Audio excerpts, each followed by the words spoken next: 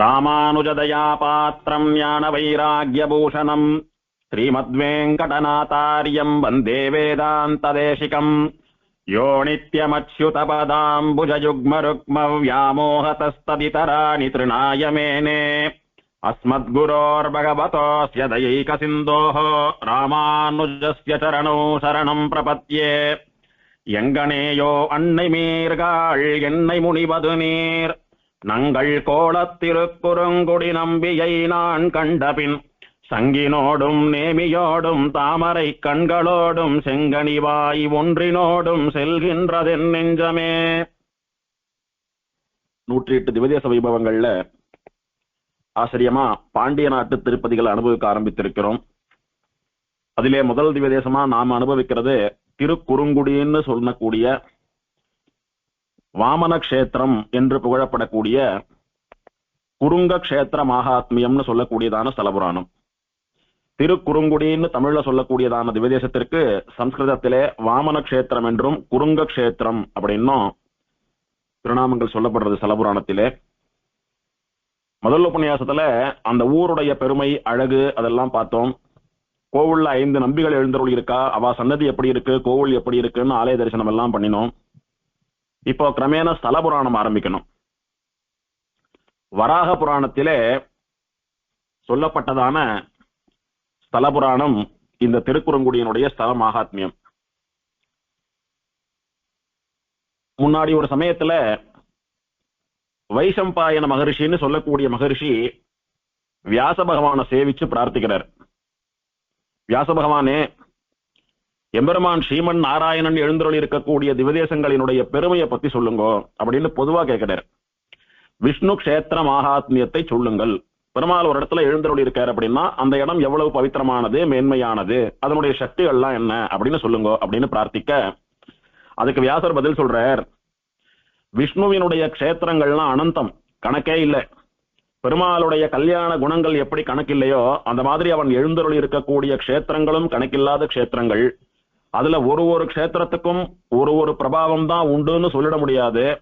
கஷேத்திரங்கள் அனந்தம், கணக்கில்லாததுன்னு சொல்றது போல அதனுடைய பிரபாவங்களும் அனந்தம். ஒரு கஷேத்திரத்துக்கும் ஆச்சரியமான பிரபாவங்கள் நிறைய உண்டு.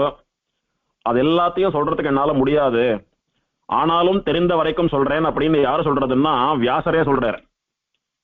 புராணங்களை வகுத்து பல ஸ்தல புராணங்களை வெளியிட்ட வியாசரே இப்படி சொல்றார் அப்படின்னா வியாசருடைய வாக்குக்கும் எட்டாதபடி இருக்கக்கூடியது பகவானுடைய பிரபாவம்.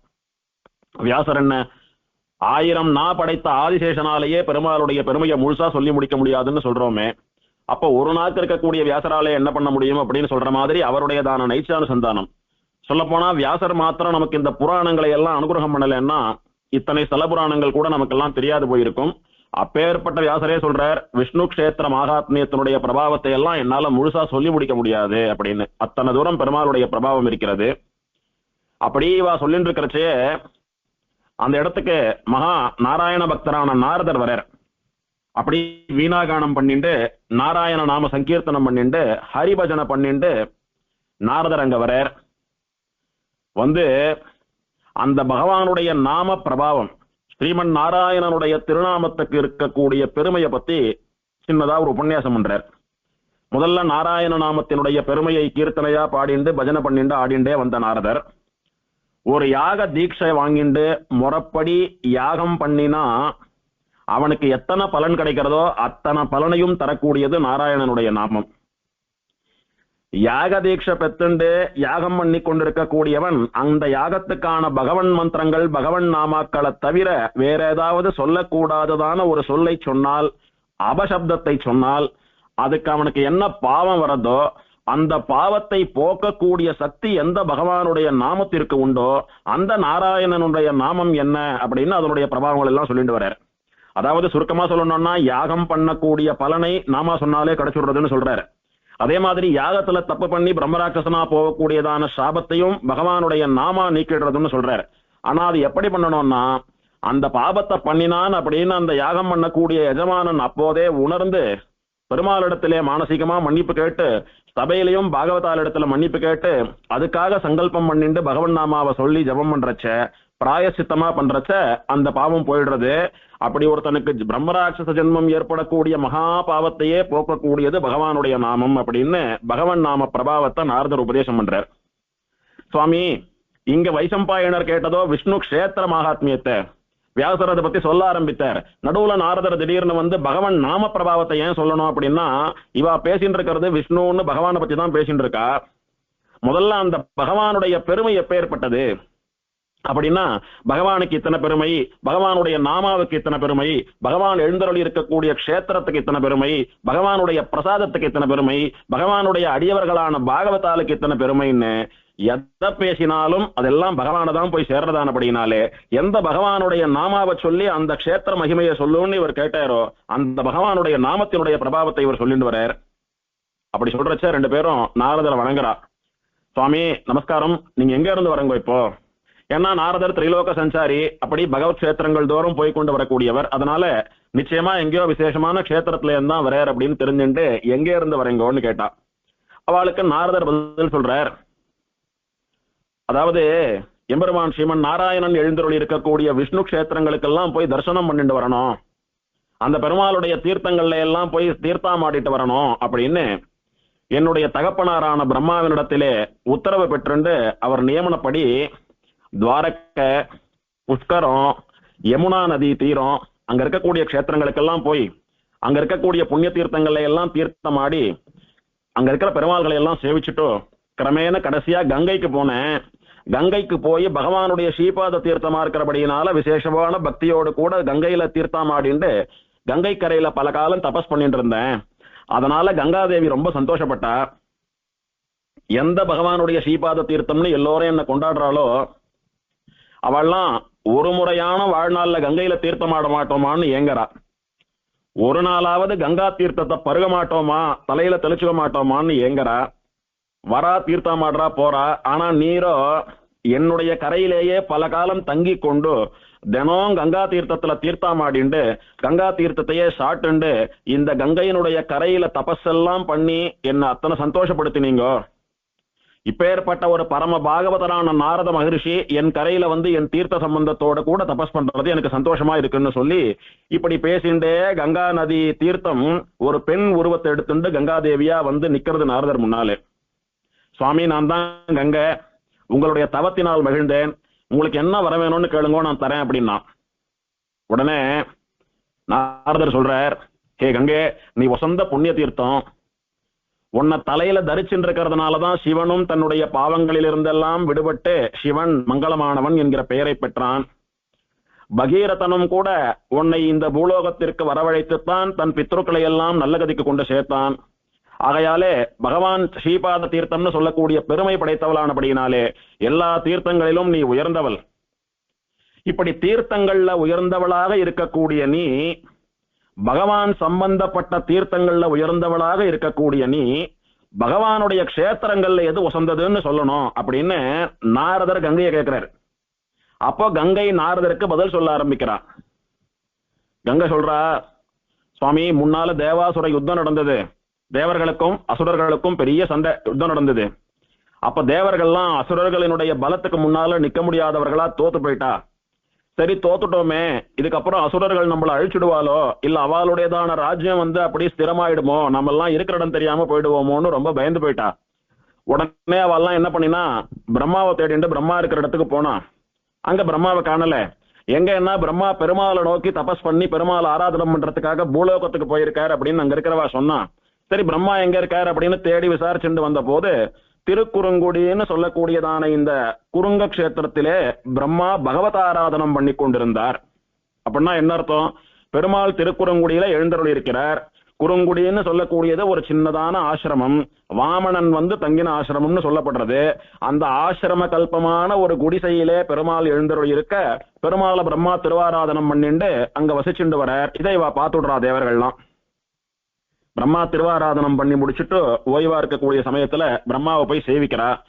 சேவிச்சு, சுவாமி, தேவாசுர யுத்தம் நடந்தது, அசுரர்கள் எல்லாம் ஜெயிச்சுட்டா, நாங்கெல்லாம் தோத்து போயிட்டோம், எங்களை ஏதானும் பண்ணிட போறாளோன்னு பயந்துட்டு வந்திருக்கோம். எங்களுடையதான ராஜ்யத்தை எல்லாம் கூட அவ கைப்பற்றி அவ ராஜ்யம் பண்ணிட்டு இருக்கா. இப்படியே போனா எங்க கதி என்ன ஆகும்னு தெரியல. நீங்க தான் தேவர்கள் எல்லாம் மூத்தவர். பெருமாள் முதல்ல உங்களை தான் படைச்சார்.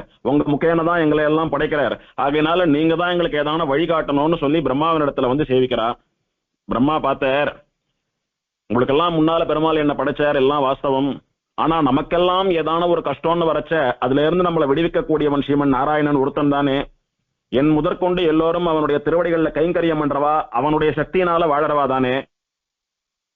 அதனால இருங்கோ, நீங்க என்ன சரணாகதி பண்ணிட்டீங்கோ, எனக்கு சக்தி இருக்கோ இல்லையோ, ஆனா உங்களை ரட்சிக்க வேண்டிய பொறுப்பு எனக்கு உண்டு. உங்களுக்காக நான் போய் பெருமாள் இடத்துல சரணாகதி பண்ணி நடந்த விஷயத்த சொல்லி பிரார்த்திக்கிறேன் அப்படின்னு பிரம்மா அவளுக்கு வாக்கு கொடுத்துட்டு ஆராதனம் பண்ணி முடிச்ச பெருமாள் சன்னதிக்கு போய் பெருமாளை விழுந்து சேவித்தார். சேவிச்சுட்டு, சுவாமி, தேவாசுர யுத்தத்துல தேவர்கள் ரொம்ப பாதிக்கப்பட்டிருக்கா, அசுரர்கள் ஜெயித்தபடியினால ரொம்ப அராஜகம் பண்ணிட்டு இருக்கா, அசுரர்களிடத்துல இருந்து தேவர்களை காப்பாத்தி தர்மத்தை நிலநாட்டணும் அப்படின்னு பிரம்மா போய் இவா சார்பில பிரார்த்தித்தார் பெருமாளை. பெருமாள் சொல்றார், நான் பாத்துக்கிறேன், என்னை வந்து சரணாகதி பண்ணிட்டுங்களோ இல்லையோ, என் இடத்துல வந்தப்புறம் உங்களை எல்லாம் நான் கைவிடுவேனா, உங்களை எல்லாம் ரட்சிக்கிறதுக்காக தானே நான் இருந்துட்டு இருக்கேன், அதனால கவலை விடுங்கன்னு சொன்னார் பெருமாள். இவாளுக்கு அப்பதான் தைரியம் வந்தது. உடனே பெருமாள் என்ன பண்ணார், சரி, யுத்தத்துல தோத்து போய் ரொம்ப க்ஷீணித்து போய் க்ஷயதசையில் இருக்கக்கூடிய தேவர்களுக்கு வேற ஏதாவது ஒரு விதத்துல ஒரு சிறப்பை ஏற்படுத்தணும். அவ இனிமேல் எத்தனை முறை தோத்தாலும் எதுக்கும் பயப்படக்கூடாது, கலங்கக்கூடாது, அவளுக்குன்னு ஒரு தனி சக்தியை கொடுக்கணும்னு பெருமாள் சங்கல்பிக்கிறார். உடனே திருப்பார்கடல்ல இருக்கக்கூடிய அமிர்தத்தை சாப்பிடுறவாளுக்கு மரணம் இல்லை, அதனால அந்த அமிர்தத்தை தேவர்களுக்கு கொடுத்து அவ சாகாதபடிக்கு பண்ணிட்டோமானா அவளை சம்ஹாரம் பண்றது, அழிக்கிறது, சண்டையில அவளை வந்து இல்லாம பண்ணிடுறதுன்னு சொல்லக்கூடியதான பயமே காலத்துக்கும் வராது. இதுதான் பெருமாளுடைய விசேஷ அனுகிரகம். வேற தேவதைகளா இருந்தா இவ என்ன கேட்கிறாளோ அதுக்கு ஒரு டெம்பரரி சொல்யூஷனை தான் பண்ணும். பகவான் பாருங்க, இப்போ போய் அசுரர்களை ஒரு உதைத்து அவர்களுடைய இடத்துல இருந்து எழுப்பிட்டு இவாளை உட்காத்தி வைக்கிறதுக்கு ஒரு க்ஷணம் ஆகாது பெருமாளுக்கு. ஆனா நிரந்தரமா இவாளை காப்பாத்திக்கிறதுக்கான சக்தியையும் இவர்களுக்குன்னு ஒரு பெருமையையும் தரணும்னு நினைக்கிறான்னு பாருங்க பெருமாள். அதுதான் பெருமாளுடையதான ஏற்றம், பரபிரம்மத்தினுடையதான ஏற்றம். உடனே பெருமாள் என்ன பண்ணார், தேவர்கள் வாங்கோ, தோத்து போன தேவர்கள் வாங்கோ, ஜெயிச்சதா நடிச்சுட்டு இருக்கிற அசுரர்கள்லாம் வாங்கோ, எல்லாம் அமிர்தத்தை கடையலாம். இந்த திருப்பார்கடலை கடைந்தால் அதுல இருந்து உத்தமமான வஸ்துக்கள்லாம் வரும், அதுல அமிர்தமா வரும், அந்த அமிர்தத்தை நான் வந்து பங்கிட்டு கொடுக்குறேன்னு சொல்லி இவர் மோகனாவதாரம் பண்றதுக்கு முன்னால கூர்மாவதாரம் பண்ணி அமிர்த மதனம் பண்ண சொல்றார், திருப்பார்கடலை கடைய சொல்றார். அப்போ இவெல்லாம் திருப்பார்கடலை கடையிறா, மந்திரமலையை மத்தாக்கி வாசுகின்னு சொல்லக்கூடிய பாம்பை கயிறாக்கி ஒரு பக்கம் தேவர்களும் ஒரு பக்கம் அசுரர்களும் இழுத்து மத்துல தயிர் கடையிறாப்புல ஆச்சரியமா திருப்பார்கடலை கடையிறா. அப்போ அந்த மலையானது சமுத்திரத்துக்குள்ளே அழுந்து விடாமல் இருக்கும்படி காப்பாற்றணும்னு பெருமாள் என்ன பண்றார், இவர் ஒரு மகா கூர்மம், அதாவது ஒரு பெரிய ஆமையாக வடிவம் எடுத்துக்கொண்டு வலிமையான தன்னுடைய கூடு, தன்னுடைய முதுகுன்னு சொல்லக்கூடிய பாகத்தினாலே மந்திரமலையை அப்படி தாங்குறார். திருப்பார்கடலுக்கு ஒரு கலக்கம் ஏற்படல, மந்திரமலையானது திருப்பார்கடலுக்குள்ளே மூழ்கி போல, கடைஞ்சின்னு இருக்கிறவாளுக்கும் ஒரு ஆபத்தும் இல்லை, அந்தபடி எல்லோரையும் ரட்சித்தார் பெருமாள். இப்படி கூர்மாவதாரம் ஆறுது. கூர்மாவதாரத்துல திருப்பார்கடல்னு சொல்லக்கூடிய க்ஷீராப்திய மதனம் பண்றதுக்கு கடையறதுக்கு சகாயம் பண்ணார் பெருமாள். அப்புறம் சமுத்திரத்துல இருந்து ஒரு வஸ்துவா வெளியில வந்தது. அதை யார் யாருக்கு எதுல இஷ்டமோ அதெல்லாம் எல்லாரும் வாங்கிட்டா, யாருடைய பாகம் எதுவோ அதெல்லாம் அவாவா எடுத்துட்டா. கடைசியில முக்கியமா இப்ப எதுக்கு கடைஞ்சா அப்படின்னா அமுதம் வருவதற்காக கடைந்தார்கள். அதனால பெருமாள் என்ன பண்ணினார், இந்த அமுதத்தை அசுரர்கள் மாத்திரம் சாட்டாலானா தீய சக்திகளா எப்பவும் அதர்மத்திலேயே பிரவர்த்திக்க கூடிய அவர்கள் அமிர்தம் வேற சாட்டு சாகாம இருந்தாலானா உலகத்தை ஒரு வழி பண்ணிடுவா, அவளுக்கு சர்வ ஜாக்கிரதையா அமிர்தம் கிடைக்காதபடி பார்த்து கொள்ள வேண்டும்னு பெருமாள் ஒரு சங்கல்பம் பண்ணி ஒரு லீலையை பண்ணி அவளுடைய வீக்னஸ் எதுன்னு பார்த்தார். ஸ்திரீகள் அப்படின்னா அவ கொஞ்சம் அப்படி வந்து இறங்கி போயக்கூடியவா, அதனால என்ன பண்ணினார், அவளை வந்து வசீகாரம் பண்றதுக்கான வழின்னு சொல்லி லோகத்திலே ஒரு அழகான சுந்தரியா மோகினியா மோகனாவதாரம் பண்ணினார் பெருமாள். அந்த மோகினியா பெருமாள் அவதாரம் பண்ணி அமிர்தத்தை எடுத்து நானே பங்கிடுறேன், தேவர்கள் ஒரு பக்கம் அசுரர்கள் ஒரு பக்கம் உட்காருங்கன்னு சொல்லி தேவர்களுக்கெல்லாம் அமுதத்தை கொடுத்துட்டு அடுத்தபடியா அசுரர்களுக்கு தரேன்னு சொல்லி அவளை வஞ்சிக்கணும்ன்றது பெருமாளுடைய திருவுள்ளம். அப்படியே நடந்தது.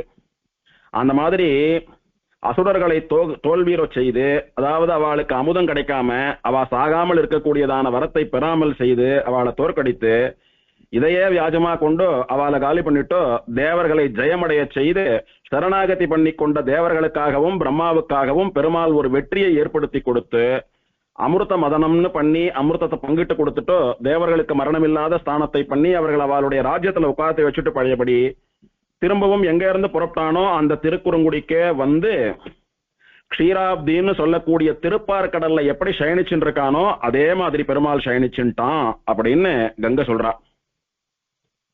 அமிர்த மதனம் பண்ணி அசுரர்களை தோல்வியுறச் செய்து தேவர்களை வெற்றி பெறச் செய்து எந்த திருப்பார்கடல் கடைந்த இடத்துல பெருமாள் அப்படி ஆதிசேஷன் மேல க்ஷீராப்தி சாயியா வியூக வாசுதேவனா ஆச்சரியமா படுத்துருக்கானோ அந்த படுத்த திருக்கோலத்திலே திருக்குறுங்குடிக்கு வந்து சயனித்துக் கொண்டான் அப்படின்னு கங்கை சொல்றா. இப்படி திருக்குறுங்குடிக்கு வந்து சயனிச்சின்ற பெருமாள் தான் பள்ளி கொண்ட நம்பி அல்லது கிடந்த நம்பின்னு சொல்லக்கூடிய பெருமாள். அந்த பெருமாளை க்ஷீராப்தி சாயின்னு சொல்ற வழக்கமும் உண்டு. ஏன்னா பெருமாள் க்ஷீராப்தியில சயனிச்சுட்டு இருக்கிறது போலவே சயனிச்சுட்டு இருப்பாருங்க. திருவடியில பிராட்டிமார்கள் உட்கார்ந்துட்டு இருப்பா. பெருமாள் ஆச்சரியமா வர்ணகலாப திருமேனி. திருப்பார்கடல்ல பெருமாள் பக்கத்துல நின்று சேவிக்க முடியலையேன்ற குறத்தீர இங்க நின்று சேவிக்கலாம் பெருமாளை. அத்தனை ஆச்சரியமான பெருமாள், அத்தனை அழகான பெருமாள் இவர். இது 5 நம்பிகள்ல கிடந்த நம்பின்னு சொல்லக்கூடிய பள்ளி கொண்ட நம்பி வந்து எழுந்தருளின வைபவம். இப்படியே கொஞ்ச நாள் போச்சு. இப்படியே கொஞ்ச நாள் போனா விட்டு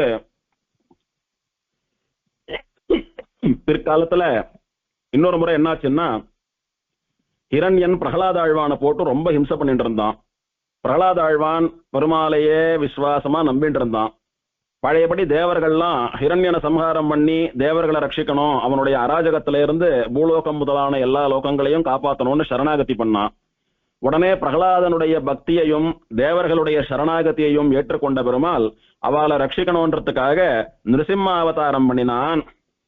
அது கங்கை சொல்றா, இங்க திருக்குறுங்குடியில சயனிச்சென்றிருந்த பள்ளிகொண்ட நம்பியிருக்கானே திருப்பார்கடலில் போல் சயனிச்சென்றிருந்த பெருமாள், அந்த பெருமாளே பின்னொரு காலத்தில் நிருசிம்ம அவதாரம் பண்ணினான். நிருசிம்ம அவதாரம் பண்ணி ஹிரண்யனை சம்ஹாரம் பண்ணி பிரகலாதனை அனுகிரகிச்சுட்டு யார் யாருக்கு என்னென்ன அனுகிரகம் பண்ணணுமோ அதெல்லாம் பண்ணிட்டு திரும்பியும் பழையபடி குறுங்குடிக்கு வந்து அந்த நிருசிம்ம அவதார கோலத்திலேயே அமர்ந்து கொண்டான். அந்த நிருசிம்ம ரூபியான பகவானை பிரம்மா பழையபடி தொடர்ந்து ஆராதிச்சுட்டு வந்தான். இப்படியாக பெருமாள் நிருசிம்ம ரூபத்திலே பிரம்ம பூச்சிதரானார் அப்படின்னு சொல்றாங்க அங்க.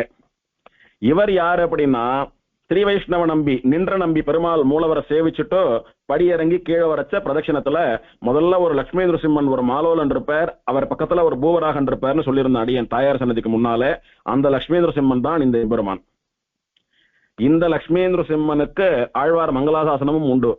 திருமலை சேப்பிரான் பாடுறார், கரண்டமாடு பொய்கையுள் கரும்பனை பெரும்பழம் புரண்டு வீழ வாலை பாய் குறுங்குடி நெடுந்தகாய் திரண்ட தோளிரண்யன் சினங்கொளாக முன்றையும் 2 கூறு செய்துகந்த சிங்கம் என்பதுன்னையே.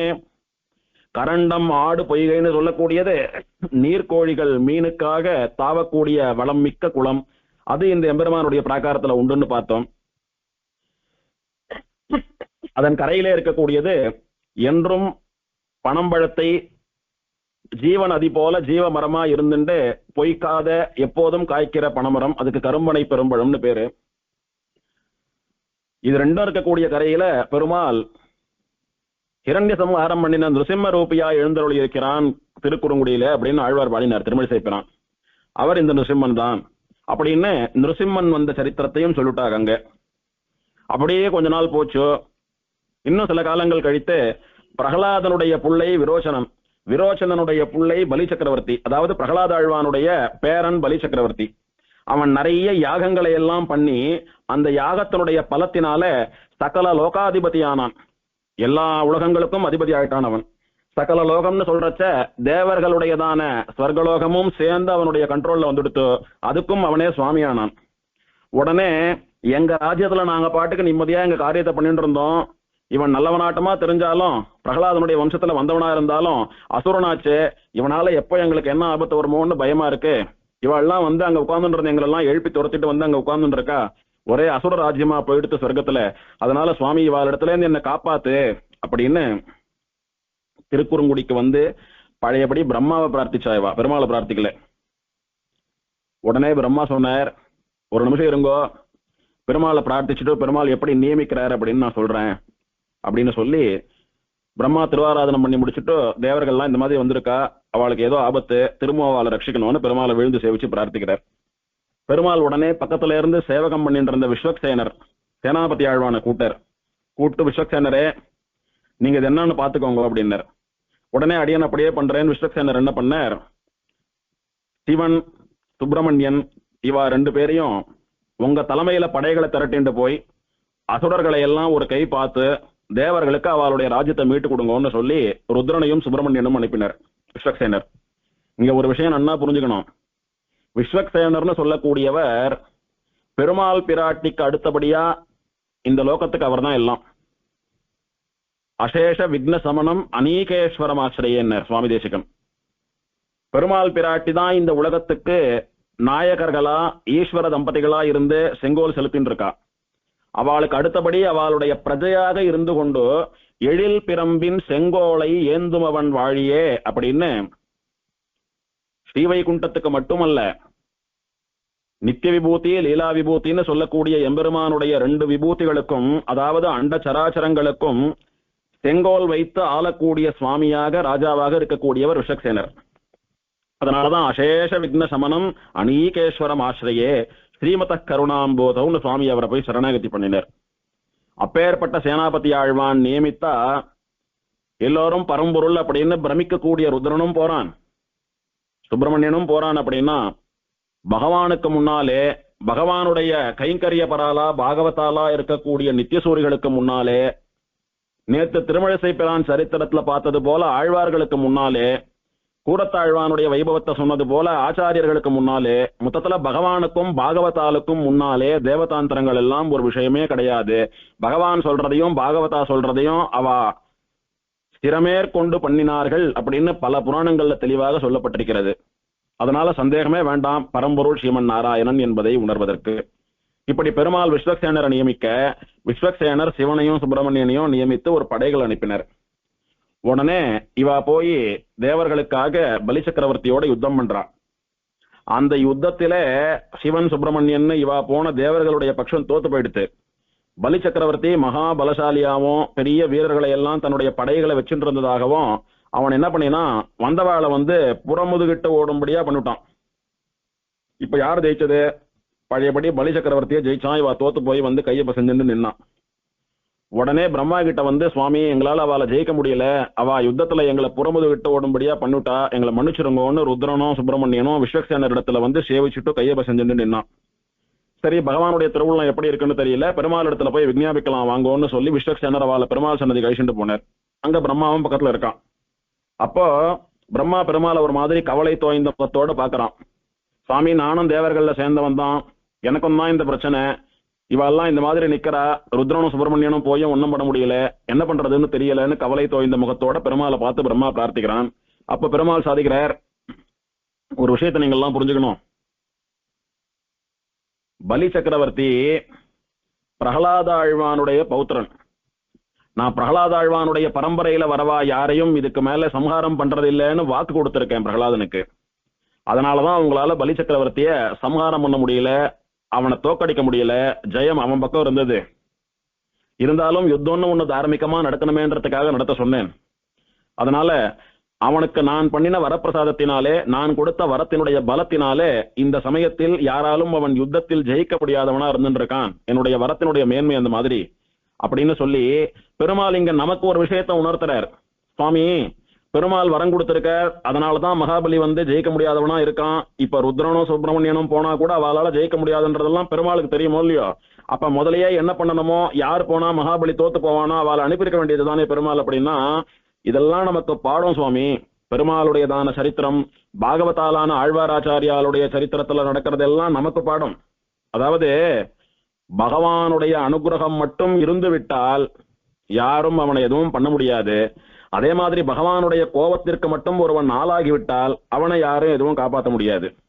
ஆகையினாலே துவயி ரக்ஷதி ரக்ஷகை கிமன்யைஹி துவயி சாரக்ஷதி ரக்ஷகை கிமன்யைஹின்னு நிருசிம்மனை சுவாமி தேசிகன் காமாசிகாஷ்டகத்திலே பிரார்த்தித்தது போல, இவனுடைய வரம் பெற்ற பலி சக்கரவர்த்தியை ஆளாளப்பட்ட ருத்ரன் சுப்பிரமணியனே ஒன்னும் பண்ண முடியல. ஆகையினாலே பகவானுடைய அனுகிரகம் மட்டும் ஒன்னு இருந்துடுத்துனா போறோம், வாழ்ந்துடலாம் அப்படின்னு பகவான் பாகவதாலான நமக்கெல்லாம் புத்தி பிரதானம் பண்றான். திருமழிசை பிரான் என்ன சொன்னார்? எத்தேவர் வாலாட்டும் செய்கையும் அப்படின்னு. எந்த தேவர்களா இருந்தாலும் பகவானுடைய அடியவர்களான பாகவதால் இடத்துல ஒண்ணும் பண்ண முடியாதுன்றத புரிஞ்சுக்கோங்க. காரணம், பகவானுடையதான பூர்ண அனுகிரகம் இருக்க பெற்றவர்கள் பாகவதர்கள். இவாளிடத்துல அந்த தேவதைகளுக்கெல்லாம் ஒரு கௌரவமும் ஒரு பக்தியும் ஒரு மரியாதையும் உண்டு. அதனால பகவான் ஒருத்தனை ரட்சிக்கணும்னு சங்கல்பம் பண்ணிடுறானா, எப்பேற்பட்ட தேவதையினாலேயும் ஒன்னும் பண்ண முடியாதுன்னு சொல்றதுல இருந்தே தெரிஞ்சுக்கோங்க அந்த தேவதைகள் எல்லாம் பகவானுக்கு கீழ்பட்டவா அப்படின்றது. இந்த விஷயத்தை நமக்கெல்லாம் அபிநயம் பண்ணி நாடகம் நடத்தி புரிய வைக்க வேண்டும் என்பதற்காக பெருமாள் அவள் அனுப்பினார். அவ இந்த மாதிரி சொன்னா விட்டு இப்ப பெருமாள் சொல்றார், இது ஒரு விஷயம். இன்னொன்னும், முன்னொரு காலத்திலே கஷ்யப மகர்ஷியனுடைய பத்னி அதிதி தேவி என்ன குழந்தையா பெத்துக்கணும் அப்படின்னு சொல்லி, நான் அவன் வயத்துல குழந்தையா பிறக்கணும்னு சொல்லி தபஸ் பண்ணினா. அப்படி தபஸ் பண்ண போது அவளுடைய இஷ்டத்தை பூர்த்தி பண்றதுக்காக, தேவர்களுக்கு சகாயம் பண்றதுக்காக அப்படின்னு 2 காரணங்களை கொண்டு நான் சித்தாசிரமம்னு சொல்லக்கூடிய திருக்குறங்குடியிலே வசிக்க போகிறேன் அப்படின்னு கங்கை சொல்றா. பெருமாள் சொன்னார் அப்படின்னு நாரதரண்ட கங்கை சொல்றா. கஷ்யபருடைய மனைவி அதிதி தேவி பிரார்த்தனை பண்ணி வரம் கேட்டிருக்கா, நீயே பகவானே வயத்துல பிள்ளையா பிறக்கணும்னு கேட்டிருக்கா. அது மட்டும் இல்லாமல் தேவர்கள் அடிக்கடிக்கு பிரச்சனைன்னு நிக்கிறா. ஆகையினாலே அவளுக்கு நான் சகாயம் பண்றதுக்காகவும் அதிதியினுடைய பிள்ளையாக பிறப்பதற்காகவும் திருக்குறங்குடியிலே போய் வசிக்க போகிறேன் அப்படின்னு பிரம்மாவினிடத்துல பெருமாள் சொன்னார் அப்படின்னு கங்கை சொல்றா. உடனே நாரதர் குறுக்கிட்டு, நடுவுல பேசுறதுக்காக மன்னிக்கணும், பெருமாள் வாக்காலேயே பெருமையாக சொல்லப்பட்ட 2-3 தரம் பெருமாள் இங்கே இருந்து போய் தான் ரட்சிச்சார்னு சொல்லக்கூடிய பெருமையை உடைய அந்த சித்தாசிரமமான குறுங்குடியினுடைய க்ஷேத்திர மகாத்மியத்தை எனக்கு சொல்ல வேணும் அப்படின்னு கங்கையினிடத்துல நாரதர் கேட்கிறார். இப்போ திருக்குறங்குடியினுடைய பெருமையை கங்கை சொல்ல ஆரம்பிக்கிறார். தட்சிண தேசத்திலே, அதாவது பரதகண்டத்தில் தட்சிண தேசம் தென்னாட்டில் தமிழ் மொழி பேசக்கூடியதான பாகத்தில் சஹிய பர்வதம் அப்படின்னு ஒரு மலை உண்டு. அந்த சஹியமலையினுடைய சமீபத்திலே மகேந்திர பர்வதம் அப்படின்னு மகேந்திரகிரி அப்படின்னு ஒரு மலை உண்டு. அந்த மகேந்திரகிரியில இருந்துதான் சிந்து நதினு சொல்லக்கூடிய நதி பிரவகிக்கிறது. அதுதான் அந்த மலையிலிருந்து உற்பத்தி ஆகக்கூடிய இடம். அது சிந்து நதியினுடைய உற்பத்தி ஸ்தானம். அந்த சிந்து நதியினுடைய 2 கரையிலையும் மா, பலா, வாழை முதலான ஆச்சரியமான பழவகை மரங்கள் எல்லாம் உண்டு. மல்லிகை, பாரிஜாத்தம், சண்பகம் முதலிய வாசனை மிகுந்த பகவானுக்கு உகந்த புஷ்ப செடிகள்லாம் உண்டு. சுக, சாரிகா, மயூராதி பட்சிகள் உண்டு. கிளி, குயில், மயில் முதலான அழகிய பட்சிகள் எல்லாமும் உண்டு. அநேக மிருக ஜாதிகளும் வசிக்கின்றன. நிறைய விலங்குகள்லாம் கூட இருக்கு. இப்படி ரம்யமா இருக்கக்கூடிய அந்த இடத்துல நிறைய ரிஷிகள் இருந்துட்டு தபஸ் பண்ணிட்டு இருக்கா. அப்பேற்பட்ட உத்தமமான க்ஷேத்திரம் இது அப்படின்னு சொல்லி அந்த க்ஷேத்திரத்தினுடைய பெருமை விளங்கும்படியா ஒரு ஸ்லோகத்தை சொல்றாங்க அங்க. குருன் கச்சதி சாம்யேன ததஸ்தன்னாம சப்திதம் குருங்க இதி விக்யாதம் குருக்ஷேத்திர சமம் ஹிததே. குருங்க க்ஷேத்திரம் என்று பெயர் பெற்ற திருக்குறுங்குடி இருக்கிறது. அந்த பெயரை கொண்டே அந்த க்ஷேத்திரத்தினுடைய பெருமையை நீங்கள்லாம் தெரிந்து கொள்ள வேணும். குருங்க அப்படின்னா என்னன்னா வாமனன் அர்த்தம். வாமனன் எப்படி மூர்த்தி சிறிதானாலும் கீர்த்தி பெரிதுன்னு சொல்ற மாதிரி குள்ள வடிவிலே வாமனனாக வந்தவன் இருக்கிறதுலயே ரொம்ப சுலபமானவனும் நான் தான். அது வாமனாவதாரத்தை பத்தி தெரிஞ்சுக்கோங்க. ஆகையினாலே என்ன கேவலம் சௌலபியம் மட்டுமே உடையவன் சுலபன்னு நினைச்சுக்காதுங்கோ. நான் பரம்பொருள் அப்படின்னு இருக்கிறதுலயே பெரியவனும் நான் தான் வளர்ந்து திரிவிக்ரமாவதாரம் பண்ணி விஸ்வரூபம் பண்ணி காட்டின பகவான் இருக்கிறானே, அவனுடைய பெயரை கொண்ட க்ஷேத்திரம் இது. அதனால மூர்த்தி சிறிதானாலும் கீர்த்தி பெரிதுன்ற மாதிரி குருங்க க்ஷேத்திரம் அப்படின்னா சின்ன க்ஷேத்திரம்னு நினைச்சுக்காதீங்க. இடம் சின்னது, பிரபாவம் பெருசு அப்படின்னு அந்த பெயரை வைத்தே அந்த க்ஷேத்திரத்தினுடைய பெருமையை நீங்க எல்லாம் புரிஞ்சுக்கலாம். உங்களுக்கு புரியணும்ன்றதுக்காக சொல்றேன். குருங்க இதி விக்யாதம், குருங்க க்ஷேத்திரம், குறுங்குடி என்று புகழ் பெற்ற இந்த க்ஷேத்திரம் குருக்ஷேத்திர சமம் ஹிததே. மகாபாரத யுத்தம் நடந்து பகவான் கிருஷ்ணன் தன் வாயாலே பகவத்கீதையை உபதேசம் பண்ணினதான குருக்ஷேத்திர பூமி இருக்கிறது, அதுக்கு சமானமான பெருமையுடைய பூமி. அங்கும் பகவானுடைய சம்பந்தம் உண்டு, இங்கும் பகவானுடைய சம்பந்தம் உண்டு. அங்க அன்னைக்கு ஒரு நாள் பகவானுடைய சம்பந்தம் இருந்தது, இன்று எங்குமே என்னைக்குமே இங்கு பெருமாளுடையதான சம்பந்தம் இங்க உண்டு. அதனால குருக்ஷேத்திரத்தை விடவும் இது உசந்த இடம் அப்படின்னு கங்கை சொல்றா. இப்படி குருக்ஷேத்திர சமானமானதுன்றதுனாலதான் அந்த குருன்ற பெயரோட சேர்த்து குருங்க க்ஷேத்திரம் அப்படின்னு இதுக்கு பெயர் வந்திருக்கு அப்படின்னு கங்கை சொல்லி முடிச்சா. கங்கையினுடைய வாக்கு அன்னையில இருந்து இன்னைக்கு வரைக்கும் பொய்க்கல. திருக்குறுங்குடிக்கு போய் ஊர்ல இருக்கக்கூடிய கோவிலுக்கு போய் நம்பிகளை எல்லாம் சேவிச்சுட்டு மலை மேல் நம்பிய சேவிக்கிறதுக்காக மலைக்கு போகக்கூடிய பிரயாணம். பெருமாள் சன்னதியிலிருந்து ஒரு 8 to 9 கிலோமீட்டர் தூரம் பெருமாள் சன்னதிக்கு பின்னோக்கி மகேந்திரகிரி பர்வதத்தை நோக்கி போயிட்டு இருக்கணும். அப்படி போற சமயத்துல அங்க ஃபாரஸ்ட் டிபார்ட்மெண்ட்டுடைய ரேஞ்ச் வர்றது, அங்க ஒரு கேட் இருக்கும், அந்த கேட்ல ஏதோ டோக்கன் வாங்கிட்டு உள்ள போகும்படியா ஒரு டைமிங்ஸோட பாதுகாப்புக்காக அலோவ் பண்றாவா. அந்த மாதிரி போகக்கூடிய வழியில பார்த்தோம்னா கோவில்ல இருந்து ஒரு 2-2.5 கிலோமீட்டர் சாதாரணமா இருக்கும்.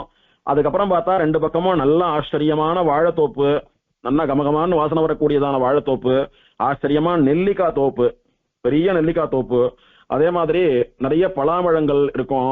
அந்த மாதிரி நிறைய கிளிகள் முதலான பட்சிகள்லாம் இருக்கும். மல்லிகை தோட்டம், கமகமான வாசனை வீசக்கூடிய மல்லிகை தோட்டம். எப்படி புராணத்துல கங்கை வர்ணிச்சாலோ அதே மாதிரி மாந்தோப்பு உண்டு. மாந்தோப்பு, வாழைத்தோப்பு, பலாத்தோப்பு மூணும் இன்னைக்கும் உண்டு. மல்லிகை தோட்டம் உண்டு. அதே மாதிரி நிறைய பட்சிகள், மிருகங்கள், யானைகள்லாம் சஞ்சாரம் பண்ணக்கூடிய மலை. பல நேரங்கள்ல யானை மலை இறங்கி வந்துடுத்து, அதனால போறது பாதுகாப்பு இல்லைன்னு சொல்லி மலைமேல் நம்பிய சேவிக்கிறதுக்கு அனுமதி கொடுக்க மாட்டா. அந்த மாதிரி இன்னைக்கும் நிஜமான காடாவே இருந்துருக்கு. அந்த மலையினுடைய மறுபக்கத்துலதான் முண்டந்துறை புலிகள் காப்பகம் அப்படின்னு புலிகள் சரணாலயம் உண்டு. அங்க நிறைய புலிகள் எல்லாம் உண்டு. அப்படி சர்வ மிருகங்களும் வசிக்கக்கூடிய மலையா, சிந்து நதி பிரவகிக்கக்கூடிய மலையா. அந்த சிந்து நதின்ற பெயரை விட நம்பியாறுன்னு சொல்லக்கூடிய பெயர் தான் பக்தர்களுடைய பிரசித்தம். நம்பியினுடைய ஆறு நம்பியாறுன்னு பெருமாள் ஸ்ரீபாத தீர்த்தம்ன்றதுதான் சிந்துன்றதை விட பெருமை. ஆக்சுவலா பெருமாளுடைய ஸ்ரீபாதத்திலிருந்து சிந்திய நதி தான் சிந்து நதி, அது வேற. இருந்தாலும் நம்பின்னு பகவானுடைய சப்தத்தை சொல்லக்கூடிய பெருமை படைத்ததுனால நம்பியாறுன்னு சொல்லக்கூடியதுதான் விசேஷம். அப்படி ஒருத்தரும் ஆசைப்பட்டு ஒரு முறையாவது போனோம், கொஞ்ச நாளையாவது அங்க தங்கி இருக்கணும்னு நினைக்கக்கூடிய ஒரு ஆச்சரியமான ரம்யமான இடம் திருக்குறங்குடி மலை. அன்னைக்கு கங்கை எப்படி சொன்னாலோ அதே அழகோடு தான் இன்னைக்கும் திருக்குறங்குடி இருக்கிறதுன்னு சொல்லக்கூடியது அது அதனுடைய நீங்காத பெருமைக்கு, குன்றாத பெருமைக்கு ஒரு உதாரணம். அப்படி ஆச்சரியமா அந்த திருக்குறங்குடி கஷேத்திரம், இங்கே சிந்து நதி, ஸ்ரீராப்தி தீர்த்தம், சக்கர தீர்த்தம், ருத்ரகோட்டி தீர்த்தம் அப்படின்னு பல பெயர்களோடு கூட ஒரு ஸ்நான கட்டமும் ஒரு பிரபாவத்தை உடையதாக இருக்கிறது. அதாவது இந்த மகேந்திரகிரி பர்வதத்துக்கு மேல சிந்து நதின்னு சொல்லக்கூடிய நதி பிரவகிக்கிறது. அங்க இதுக்கு நம்பியாறுன்னு பெயர் சொல்றோம். அப்புறம் அது அப்படியே வந்து ஒரு இடத்துல குளிக்கும்படியா ஒரு தீர்த்த கட்டமாட்டமா இருக்கு. அங்க அதுக்கு க்ஷீராப்தி தீர்த்தம்னு பேரு. அதே மாதிரி இன்னொரு கட்டத்துக்கு சக்கர தீர்த்தம்னு பேரு. அதே மாதிரி இன்னொரு துறைக்கு ருத்ரகோட்டைன்னு பேரு. இப்படி பல பெயர்கள் அந்த ஸ்நான கட்டங்களுக்கு உண்டு. இந்த பெயர் ஏற்பட்டதுக்கான காரணங்களும் ஸ்தலபுராணத்துல அங்கங்க உண்டு. அப்படின்னு ஆச்சரியமா கங்கை திருக்குறங்குடியில இருக்கக்கூடிய குறுங்குடி கஷேத்திர பெருமையை சொல்லிட்டா, குறுங்குடின்ற பெயர்னுடைய மகிமையை சொல்லிட்டா, அங்க இருக்கக்கூடிய இயற்கை அழக வர்ணிச்சுட்டா, அந்த புண்ணிய தீர்த்தத்தினுடைய மகிமையையும் சொல்லிட்டு இப்பேற்பட்ட இயற்கை அழகு மிகுந்த இந்த இடத்திலே பெருமாள் பிரம்மாவுக்கு சொன்னது போல அதிதி தேவிக்கு புத்திரனாக அவதாரம் பண்ணி வாமனன் என்கிற பெயரோட கூட சித்தாசிரமம் அமைத்துக் கொண்டு எழுந்தருளியிருந்தான். இப்பதான் அந்த ஊர் பெயர்னுடைய காரணம் விளங்கித்து நமக்கு. வாமன கஷேத்திரம், அதே குறுங்க கஷேத்திரம், குள்ளனுடைய கஷேத்திரம், குறுங்குடி, சின்ன ஆசிரமம் அப்படின்னு எல்லாம் பெயர் வந்ததுக்கு என்ன காரணம் அப்படின்னா, பெருமாள் அதிதி தேவியினுடைய புத்திரனாக அவதாரம் பண்ணினவன் மகாபலியினுடைய யக்ஞவாட்டிகைக்கு போவதற்கு முன்னாலே இங்கே ஆசிரமம் அமைத்துக் கொண்டு அதை சித்தாசிரமமாக வைத்துக் கொண்டு அனுஷ்டானங்களை எல்லாம் பண்ணிக்கொண்டு ஒரு பிரம்மச்சாரியா இருந்துட்டு இங்கே இருந்துதான் புறப்பட்டு பலியினுடைய யக்ஞவாட்டிகைக்கு போனான் அப்படின்றதா இந்த ஸ்தலபுராணம் தெரிவிக்கிறது. அப்படி திருக்குறங்குடியிலே பெருமான் அதிதி தேவிக்கு பிள்ளையாக அவதாரம் பண்ணி வாமனன் என்கிற பெயரோடே கூட சித்தாசிரமத்திலிருந்து புறப்பட்டு தேவர்களுக்கு சகாயம் பண்ணணும்ன்றதுக்காக ஒரு சமயத்தை எதிர்பார்த்துட்டு இருந்தார். அந்த சமயத்துல பெருமாள் என்ன பண்ணினார், பிராட்டியினுடைய அனுகிரகம் இருந்தா அவன் இன்னும் பெரிய மகாராஜனா போயிடுவான், பிராட்டியினுடைய கட்டாட்சம் அவன் மேல உழாது பாத்துக்கணும். அப்போ மார்பில் இருக்கக்கூடிய மனையால மறைக்கணும்னா என்ன பண்ணணும், கல்யாணமாகாத ஒரு பிரம்மச்சாரியாக வடிவம் கொள்ள வேணும். அதனால பிரம்மச்சரிய விரதம் பூண்டு பிரம்மச்சாரியா போலான்னு பெருமாள் என்ன பண்றார், பிரம்மச்சாரிக்குரிய கோலங்களை எல்லாம் தான் ஏறிட்டுக் கொள்கிறான் பெருமாள். அப்படின்னா ஏறிட்டுக்கிறதுன்னா தனக்கே உரியது அல்லாத வேறு ஒருத்தருடைய நாம் அப்படி ஃபாலோ பண்றதுன்னு அர்த்தம். இவன் கிரகஸ்தான் தானே, ஸ்ரீபூமி நீலாதேவிகள்னு 3 தேவிமார் உண்டு இவனுக்கு. ஆகையினாலே கிரகஸ்தனா இருக்கக்கூடிய தர்மம் தான் இவன் அனுஷ்டிக்கணும். ஆனா இவன் பிரம்மச்சாரிய விரதத்தை ஏறிட்டுக்கிறான்னா என்ன, பிரம்மச்சாரியா இல்லாத இவன் பிரம்மச்சாரியா வேஷம் போட்டுக்கிறான்னு அர்த்தமா இருக்கு. இவன் என்ன பண்ணினான், பெருமாள் எப்போதும் பெருமாளை விட்டு நீங்காம பிரியாம நீங்காமல் இருக்கக்கூடியதுன்றது அவனுடைய பஞ்சாயுதங்கள். அந்த பஞ்சாயுதங்களை எல்லாம் பிரம்மச்சாரிக்குரிய லட்சணங்களா மாத்திட்டான் பெருமாள். அதாவது ஒரு ஆயுதத்தை மௌஞ்சி அப்படின்னு மாத்திட்டான். மௌஞ்சின்னு சொல்லக்கூடியது அது ஒரு வகை தர்பை புல். அதை பிரம்மச்சாரி கையில ஏந்தின்னு இருக்கணும்னு சொல்லியிருக்கு. அதை ஒன்னா மாத்தின்ட்டான். இன்னொன்னு கிருஷ்ணாஜினம்னு சொல்லக்கூடியது கருப்பு மானுடைய தோல். அந்த தோலை பிரம்மச்சாரி அப்படி உடம்புல போத்திக்கணும்னு சொல்லிருக்கு. அதை ஒரு ஆயுதத்தை கிருஷ்ணாஜினமா மாத்திட்டான். இன்னொரு ஆயுதத்தை பிரம்மசூத்திரம்னு சொல்லக்கூடிய பூனலா மாத்திட்டான். இன்னொரு ஆயுதத்தை கையில ஏந்தக்கூடிய கமண்டலுவா மாத்தின்ட்டான். பிரம்மச்சாரிகள் வேதம் சொல்லும் போது எப்பவும் கையில பலாசதண்டம்னு சொல்லக்கூடிய பலாச மரத்தினுடைய பூச்சியை இலையோடு கூட கையில வச்சுக்கணும்னு சொல்லிருக்கு. இன்னைக்கும் உபநயன தன்னைக்கும் சரி, ஆவணியை விட்டு தன்னைக்கும் சரி, பிரம்மச்சாரிகள்லாம் கையில ஒரு மரக்கிளையை உடைச்சு வச்சுட்டு இருக்கிறத பார்ப்போம். அதுக்கு பலாசதண்டம்னு பேரு. அப்படியே 5 ஆயுதங்களையும் மௌஞ்சி, கிருஷ்ணாஜினம், யக்ஞோபவீதம், கமண்டலு, பலாசதண்டம்னு சொல்லக்கூடிய 5 பிரம்மச்சாரியனுடைய சின்னங்களா மாத்தி ஏந்தின்ட்டான் பெருமாள். ஏந்தின்ட்டு அப்படி மகாபலியினுடைய யக்ஞவாட்டிகைக்கு போறதுக்கு சித்தமா நிக்கிறான் பெருமாள். அங்கேயே இருந்துட்டு திருக்குறங்குடியிலே இருந்துட்டு பெருமாளை திருவாராதனம் பண்ணிட்டு இருக்கிற பிரம்மா பார்த்தார். இதுவரைக்கும் இப்படி ஒரு சேவையை சேவிச்சதில்ல. இவ்வளவு அழகா இருக்கான் பெருமாள். எத்தனை ஆச்சரியமான சௌந்தரியம், என்ன அழகு. நிஜமாவே இப்பதான் உபநயனமான ஒரு வடு எப்படி வந்திருப்பானோ அந்த மாதிரி பலபலன்னு வந்து நிக்கிறானே பெருமாள் அப்படின்னு அந்த அழகை அனுபவித்து சேவிக்கிறான் பிரம்மா. அப்படி வாமனனா குறுங்கனா வந்த பெருமாளுக்கு பிரம்மா தன்னுடைய கையாலே திருவாராதனம் பண்றான். பெருமாளுக்கு பண்ணிட்டு பெருமாளை விழுந்து சேவிக்கிறான் பிரம்மா.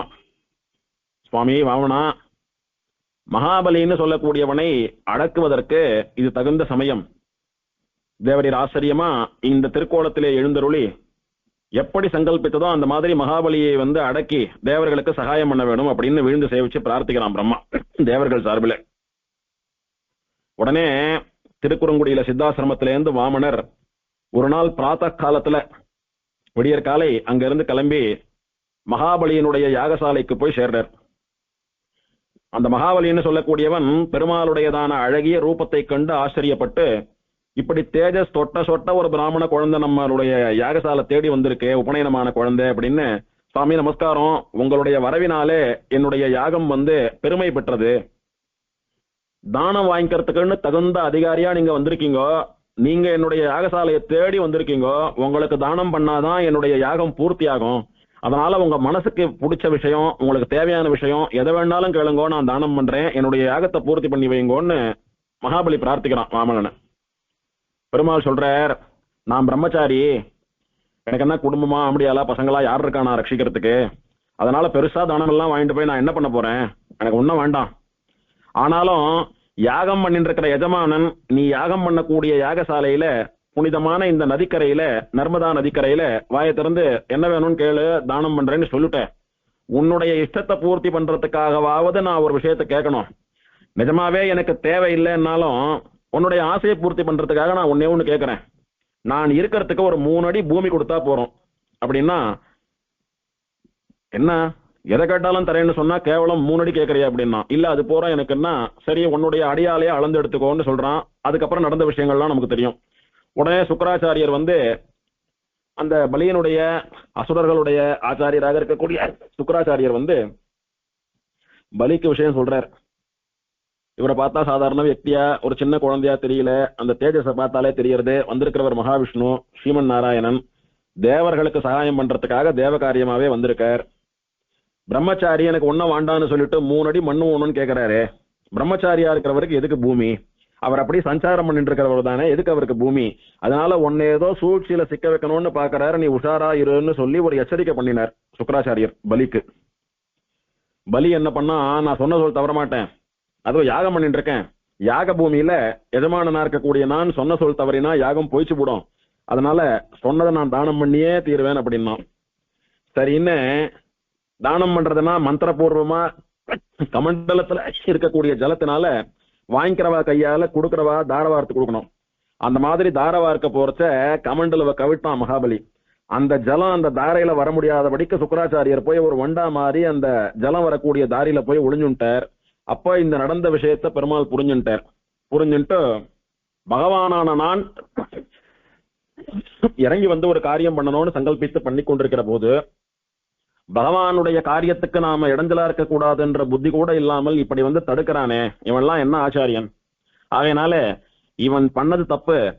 அதே நேரத்துல சிஷ்யனை காப்பாத்தணும்னு நினைக்கிற ஒரு ஆச்சாரியனுடைய பொறுப்புணர்ச்சியும் எனக்கு புரியுது. அதனால இவனை சம்ஹாரம் எல்லாம் பண்ணவானா, ரொம்ப பெருசா இவன் பாதிக்கப்பட வேணாம். எந்த கண்ணால இவன் இந்த கமண்டலனுடைய துவாரத்தை அடைச்சுட்டு இருந்தானோ அந்த கண்ணு மாத்திரம் பொய்க்கும்படியா பண்ணிடலான்னு கண்ணழிவே செய்த காகுத்தனேன்னு சொல்வது போல, இந்த பிரம்மச்சாரியான வாமனன் தன் கையில போட்டு இருக்கிற தர்ப்ப பவித்திரத்தினாலே என்னமோ இந்த கமண்டலத்துல அடைச்சுட்டு இருக்கிறாப்புல இருக்கு, அதனாலதான் ஜலம் கொட்ட மாட்டேன்றது, ஒரு நிமிஷம் இருங்கோ, என் தர்ப்ப பவித்திரத்தினால நான் இதை சரி பண்றேன்னு சொல்லிட்டு கையில இருக்கிற தர்ப்ப பவித்திரத்தை கழட்டி அந்த ஜலத்வாரையில அந்த பைப்புள்ள விட்டு அப்படியே குத்தினான் பெருமாள். குத்தின போது அங்க வண்டா மாறி அந்த துவாரத்தை அடைச்சுட்டு இருந்த சுக்கராச்சாரியருடைய ஒரு கண்ணு போயிடுத்து.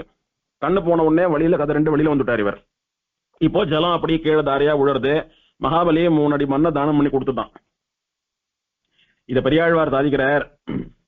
சுக்கிரன் கண்ணை துரும்பால் கிளறிய சக்கர கையனே அச்சோ சாரங்கமிடத்தானே அச்சோ அச்சோ.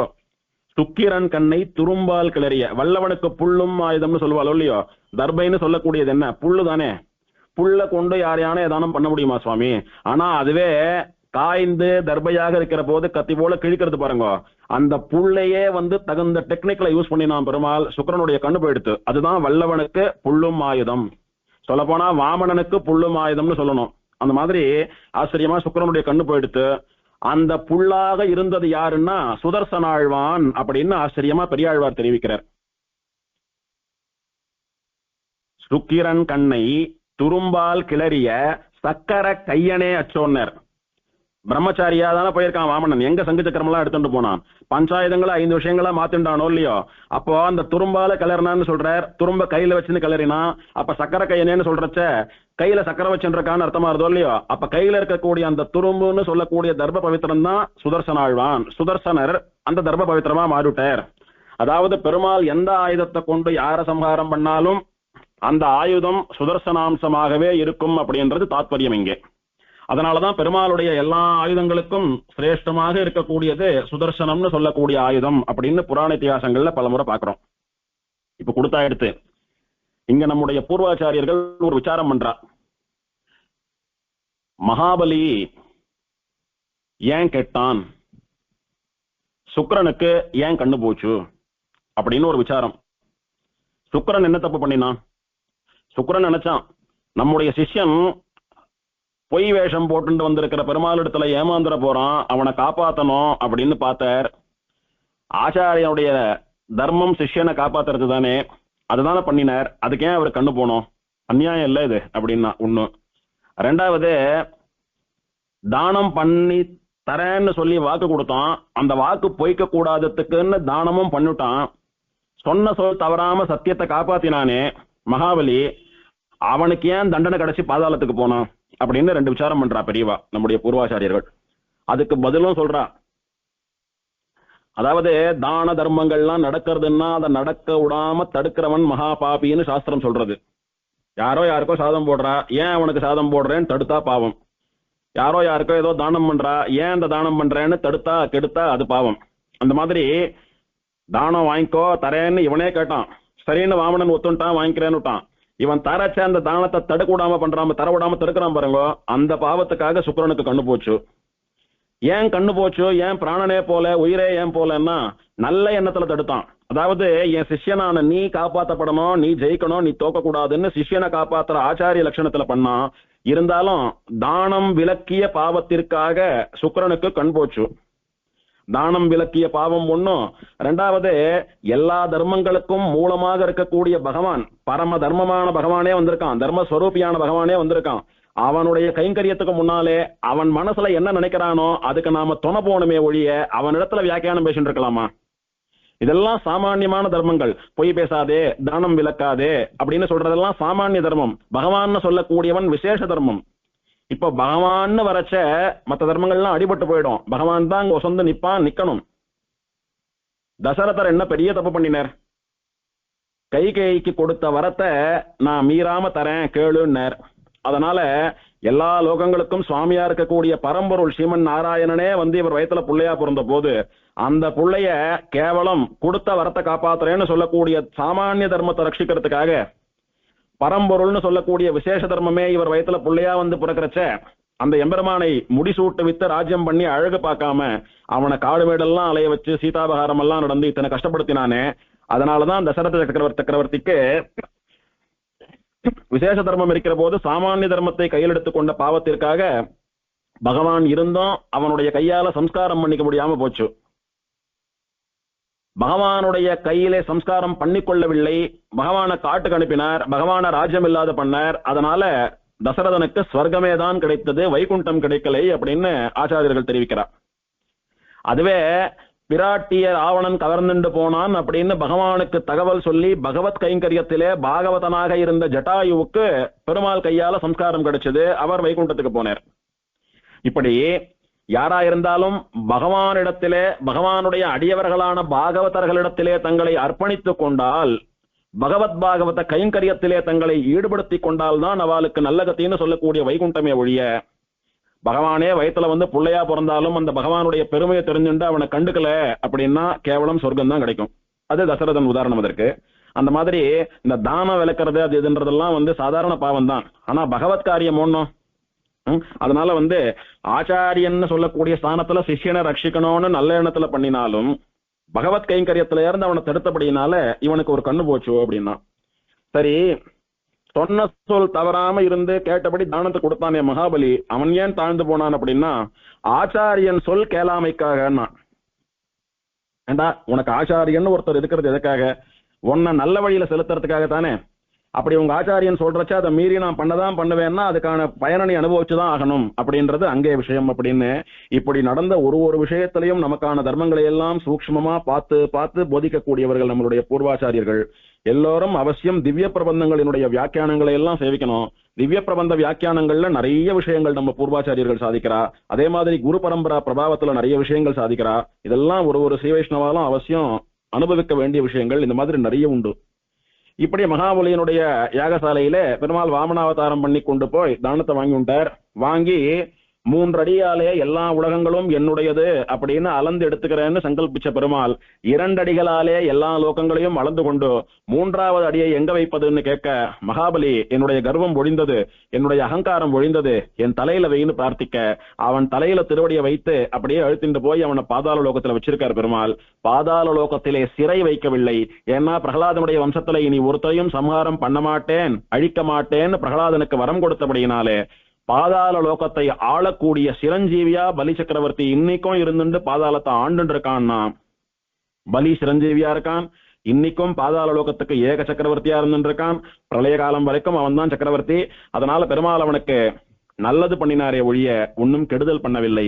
அதனால வாமனாவதாரம்னு சொல்லக்கூடியது யாரையும் சம்ஹரிக்காமல் நிகிரகமே இல்லாத ஒரு அவதாரம்னு சொன்னா அது வாமனாவதாரமாக தான் இருக்க முடியும் அப்படின்னு அந்த அவதாரத்தினுடைய பெருமையை பூர்வர்கள் எல்லாம் கொண்டாடுறா. அப்படி பெருமாள் திருக்குறுங்குடியிலிருந்து போய் வாமனாவதாரம் பண்ணி மகாபலிய பாதாள லோகம் புகச் செய்து இந்திரன் முதலான தேவர்களுக்கு அவளுடைய ஸ்தானத்தை திரும்ப வாங்கி கொடுத்துட்டார். இந்திரன் முதலான தேவர்களை அவளுடைய ஸ்தானமான சொர்க்கலோகத்திலே மீண்டும் பிரதிஷ்டை பண்ணினார். பண்ணிட்டு திரும்பி பழையபடி தன் மனசுக்கு பிடித்த வாமனாசிரமம் சித்தாசிரமம்னு சொல்லக்கூடியதான திருக்குறுங்குடி கஷேத்திரத்துக்கு வந்து அப்படியே இலைப்பாரி கொண்டு நித்தியவாசம் பண்ண ஆரம்பிச்சுட்டார் பெருமாள்.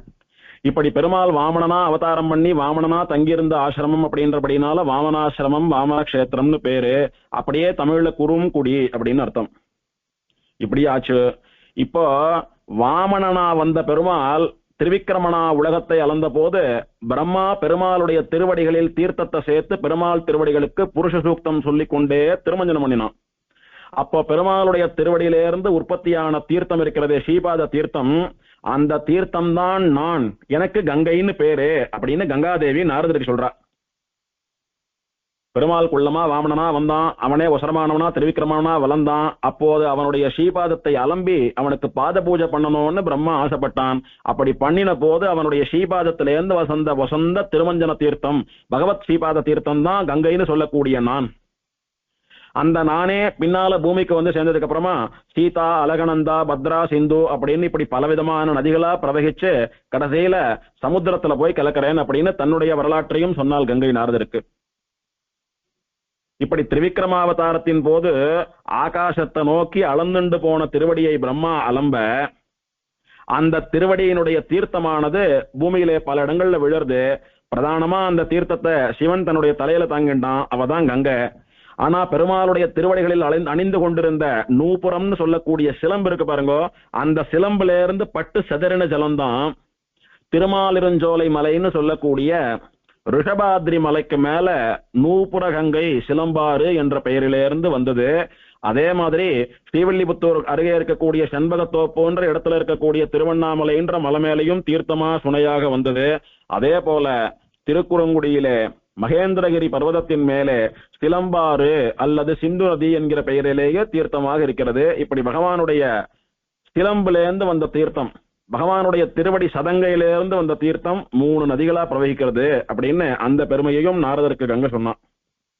இதெல்லாம் ஆனா விட்டு தன் மனசுக்கு ரொம்ப பிடிச்சதான இந்த திருக்குறுங்குடின்னு சொல்லக்கூடியதான வாமன கஷேத்திரத்திலே பெருமாள் ஆச்சரியமான ரூபத்தோட கூட மத்தியம ரூபத்தோட கூட இந்த கஷேத்திரத்திலே வசிக்கிறார் அப்படின்னா, அது என்ன மத்தியம ரூபம் அப்படின்னா, மகாபலியினுடைய யாகசாலைக்கு போன போது வாமன ரூபம், குள்ள ரூபம், சின்ன ரூபம், அவனிடத்துல தானத்தை வாங்கிண்டு அந்த தானத்தை அளந்து எடுத்துக்கிற போது மகாரூபம், விஸ்வரூபம், பெரிய ரூபம். இப்ப வாமனனா இருக்கிறதுக்கும் பெருமாளுக்கு திருவுள்ளம் இல்ல, அந்த திருவிக்கிரமனா இருக்கிறதுக்கு இந்த திருக்குறங்குடி தாங்காது. அதனால இப்படியும் இல்லாமல் அப்படியும் இல்லாமல் பெருமாள் மத்தியமான ரூபம், குள்ள வாமனனாகவும் இல்லாமல் நீண்ட நெடிய மாலாக திருவிக்கிரமனாகவும் இல்லாமல் ரெண்டுத்துக்கும் இடைப்பட்ட ஒரு ரூபத்தோடைய பெருமாள் வாமன கஷேத்திரத்திலே நின்ற திருக்கோலத்திலே சேவை சாதிக்கிறான். அவனுக்குத்தான் நின்ற நம்பி, திருக்குறங்குடி நம்பி, குறுங்க பூர்ண நம்பி என்றெல்லாம் திருநாமம். அந்த பெருமாளுடைய வடிவ அழகு சொல்லி மாலாதது. அதனால சுந்தர பரிபூர்ண நம்பி, வடிவழகிய நம்பி, வடிவழகிய நம்பிராயர் என்கிற திருநாமங்களோட கூட பெருமாள் மத்தியம ரூபத்திலே அழகு அரசனாக இந்த ஊரிலே நின்ற திருக்கோலத்திலே சேவை சாதித்து அவனை யார் சேவிக்கிறாளோ அந்த பக்தர்களுக்கெல்லாம் இவன் வேண்டிய வரங்களை எல்லாம் கொடுத்து கொண்டு ஆச்சரியமாக வசிக்கிறான் அப்படின்னு கங்கை நாரதருக்கு நின்ற நம்பின்னு சொல்லக்கூடிய திருக்குறங்குடி நம்பி பெருமாளுடைய பெருமையையும் சொன்னாள். ஏற்கனவே பள்ளிகொண்ட நம்பியினுடைய பெருமையை சொல்லிட்டா, நிருசிம்மன் பெருமை ஆயிடுத்து, வாமனன் பெருமை ஆயிடுத்து, இப்போ நின்ற நம்பியினுடைய பெருமையை சொல்லியிருக்கா. இந்த நின்ற நம்பி பெருமாளை சேவித்தோமானா திருவிக்கிரமனாட்டமா, அதாவது காஞ்சிபுரத்தில் இருக்கக்கூடிய உலகளந்த பெருமாள், திருக்கோவலூர் பெருமாள் இவாளாட்டமா வசந்த பெருமாளாகவும் இல்லாமல், சின்ன பெருமாளா வாமனனா திருக்குறளப்பனாட்டமாவும் இல்லாமல், ஸ்ரீரங்கத்துல திருக்குறளப்பன்னு சேவை சாதிக்கிறாரே பெருமாள் ராஜகோபுரம் பக்கத்துல, அந்த வாமன ரூபியா சின்ன பெருமாளாகவும் இல்லாமல் ரெண்டுத்துக்கும் நடுவுல திட்டமா நல்ல உயரமான திருமையனோடு கூட ஸ்ரீதேவி பூமி தேவியோடு கூட பெருமாள் ஆச்சரியமா வசிக்கிறான். ஆகையினாலே மத்தியம ரூபம் அப்படின்னு சொல்லியிருக்கு. பெருமாள் வாமனாவதாரம் பண்ணிட்டு தானே போனான். அப்புறம் பிராட்டிமார் எங்க இருந்து வந்தான்னா, அப்பவும் பிராட்டி மார்பிலே இருக்கிறாள். அந்த பிராட்டியினுடைய அருள் பார்வைப்பட்டா மகாபலி சக்கரவர்த்தி இன்னும் பெரிய மகாராஜாவா ஆயிடுவான். அதனால அவனை நிகிரகிக்க முடியாது, அவனை ஏமாற்ற முடியாதுன்னு பெருமாள் பிராட்டியை மறைக்கிறதுக்காக கிருஷ்ணாஜினம்னு சொல்லக்கூடிய மான் தோலை சால்வையா போத்திட்டு தானே போனான். அப்போ பிராட்டி அப்பவும் இருக்கா. அங்க அவனை ஏமாத்துறதுக்கு வஞ்சிக்கிறதுக்காக அப்படி போனான். அங்க இருந்து காரியம் முடிஞ்சு வந்தா விட்டு அந்த பிரம்மச்சாரி வேஷத்தை எல்லாம் கலைச்சுட்டான் பெருமாள். இப்ப புரியறதா ஏன் பெருமாள் வாமனனாவே நிக்கலன்னு? மார்பில் இருக்கக்கூடிய ஆமடியால மறைச்சுண்டு போனான் பெருமாள். அதனால அவாவாளுடைய ஆசிரம தர்மத்தை ஒரு நாளும் விடக்கூடாது. கிரகஸ்தன் கிரகஸ்த தர்மத்துலதான் இருக்கணும். அதனால ஒரு காரணத்துக்காக பிரம்மச்சாரி வேஷம் போட்டுண்டா காரியம் ஆயிடுத்துன்னா அந்த வேஷத்தை கலைச்சுடணும். அதன் பிறகு பழையபடி இருக்கணும்ன்றத நிரூபிக்கிற தர்ம நிரூபணத்துக்காக பெருமாள் கிரகஸ்தனா வந்தான். பிராட்டிமார்களை பிரகாசிப்பித்துக் கொண்டு ஆச்சரியமா குறுங்குடிவல்லி சுந்தரவல்லின்னு சொல்லக்கூடிய 2 தாயார்களோட கூட பெருமாள் கோயில் கொண்டு மத்தியமனாக எழுந்தருள் இருக்கிறான் அப்படின்னு சொல்லக்கூடியது நின்ற நம்பியினுடைய பிரபாவம். இது ஒண்ணு. திரும்பவும் நாரதர் கேட்கிறார், அம்மா இந்த திருக்குறங்குடியில இத்தனை அற்புதங்கள் நடந்ததுண்டா, இன்னும் வேற என்னவெல்லாம் நடந்தது இங்கே நீ சொல்லணும் அப்படின்னு பிரார்த்திக்க கங்கை மேலும் சொல்றான் நாரதருக்கு. முன்னாடி ஒரு திரேதா யுகத்துல ஒரு பிராமணன் பகவானுக்கு இந்த கஷேத்திரத்துல நிறைய ஸ்ரீ வைஷ்ணவர்கள் நிறைய பிராமணர்கள் கைங்கரியம் பண்றதை பார்த்துட்டு தானும் பெருமாளுக்கு அப்படி பண்ணணும்னு ஆசைப்பட்டான். அப்படி என்ன மத்தவெல்லாம் இந்த பெருமாளுக்கு பண்ணினான்னா, சில பேர் துளசி கைங்கரியம் பண்ணா, சில பேர் புஷ்ப கைங்கரியம் பண்ணா, சில பேர் பெருமாள் தலைக்கு தேவையான வஸ்துக்களை எல்லாம் கொண்டு சமர்ப்பிச்சா, சில பேர் பெருமாளுக்கு வசந்த பட்டு வஸ்திரங்களை எல்லாம் வாங்கி சமர்ப்பிச்சா, சில பேர் திருவாபரணங்கள் வாங்கி சமர்ப்பிச்சா, சில பேர் மலர் மாலைகள் எல்லாம் கட்டி போட்டு அழகு பார்த்தா பெருமாளுக்கு. சில பேர் பெருமாளுக்கு விதவிதமான உற்சவங்கள் பண்ணி அழகு பார்த்தா, சில பேர் பெருமாளுக்கு உகந்த பக்ஷணங்கள்லாம் பண்ணி நிரவதிகமான பிரசாதம் கண்டருளை பண்ணி பாகவதாளுக்கெல்லாம் விநியோகம் பண்ணி ததியாராதனை பண்ணி அழகு பார்த்தா, இப்படி தேவர்களுடைய கஷ்டத்தை ஒரு முறையும் இந்த க்ஷேத்திரத்திலேருந்து தான் போய் பெருமாள் தீர்த்திருக்கார். பெருமாள் உகந்து வசிக்கக்கூடிய இடம் இதுன்றதுனால இங்க பெருமாளுக்கு பலவிதமான கைங்கரியங்களை பண்ணணும்ன்ற ஆசையோடு கூட நிறைய பேர் இங்க கைங்கரியங்கள்லாம் பண்ணிட்டு இருந்தா. இதை பார்த்தான் ஒரு ஸ்ரீ வைஷ்ணவ பிராமணன். அவனுக்கு மனசுல பெரிய வருத்தம். அவன் சாப்பிட்றதுக்கே வசதி இல்லாதவன், பாவம், ரொம்ப ஏழை பிராமணன். இவா இப்படி பண்றாலே அதை பாக்குறச்ச நமக்கும் பண்ணணும்னு ஆசையா இருக்கு. நம்ம வயிற்றுக்கு சாப்பிட்றதுக்கே நம்ம பணம் இல்லையே, நாம எப்படி இதெல்லாம் பண்ண போறோம் அப்படின்னு ரொம்ப ஏக்கம் அவனுக்கு.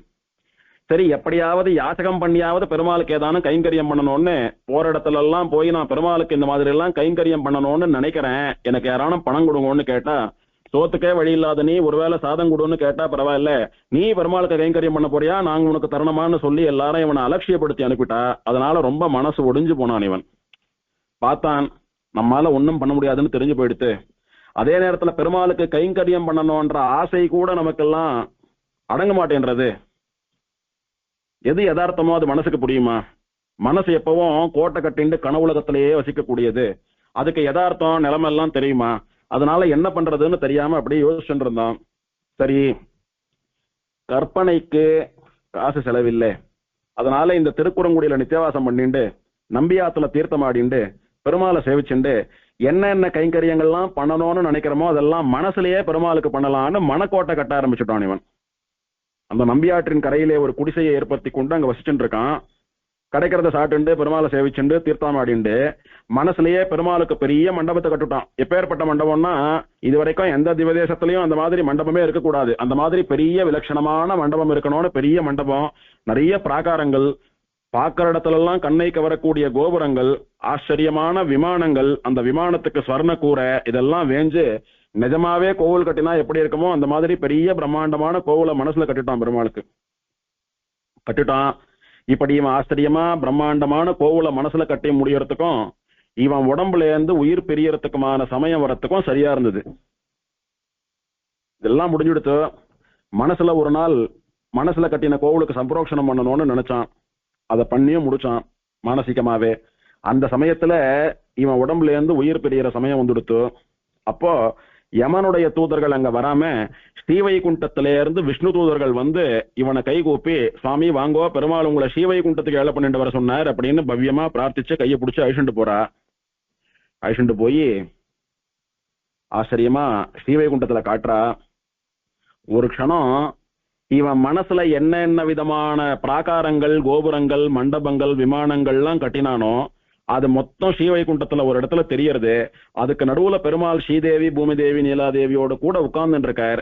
இவனை பார்த்து வாடா குழந்தைன்னு ஆசையா கூப்பிடுறார். அப்படி பெருமாள் இவன் மானசீகமா பண்ணின எல்லாத்தையும் ஆத்மார்த்தமா ஏத்துன்ட்டு அதுல பிராட்டிமார்களோடு கூட நான் வசிக்கிறேன் பார், என்னுடைய பக்தன் மனதிலே கட்டிய கோட்டை தான் என்னை பொறுத்தவரையில் வைகுண்டம்.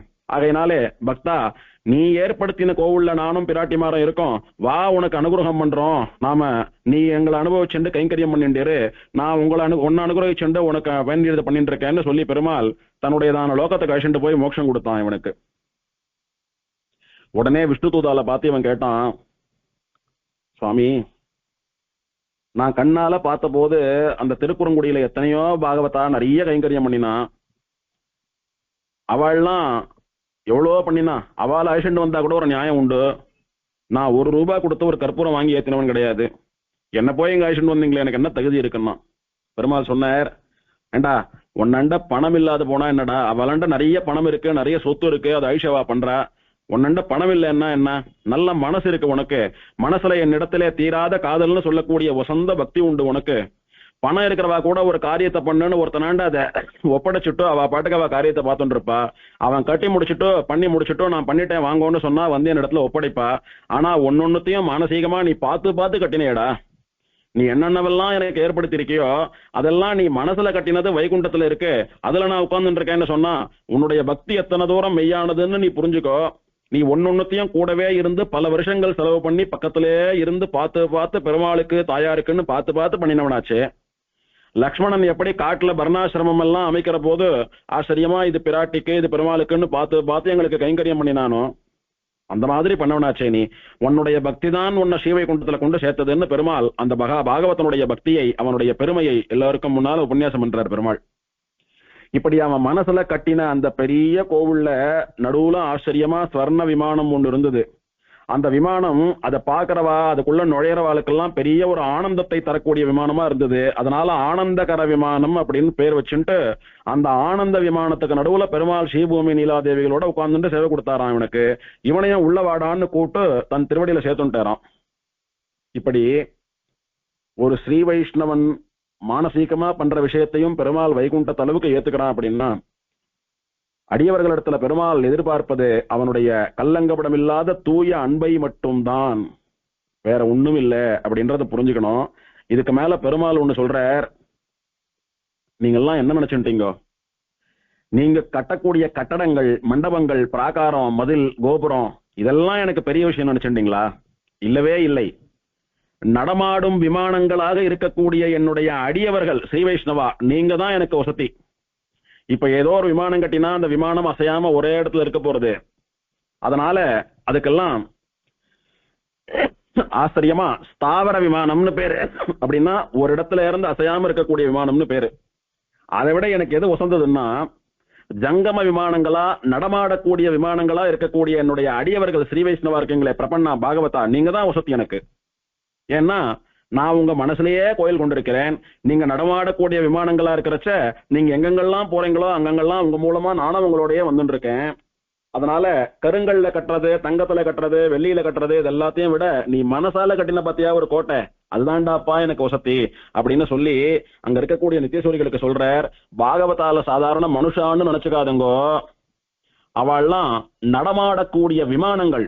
ஒரு ஆனந்த நிலைய விமானம், ஒரு புண்ணியகோட்டி விமானம், ஒரு விஜயகோட்டி விமானம், ஒரு பிரணவாகார விமானம், இதெல்லாம் நடமாடினா எப்படி இருக்குமோ அந்த மாதிரி நடமாடுற விமானங்களா என்ன மனசுல சுமந்துண்டு தெரியறவாதான் என்னுடைய பக்தர்கள் அப்படின்னு இவன் பக்தர்களுடைய பெருமையை இவன் மார் தட்டி சொல்லிட்டான் ஸ்ரீவைகுண்டத்துல.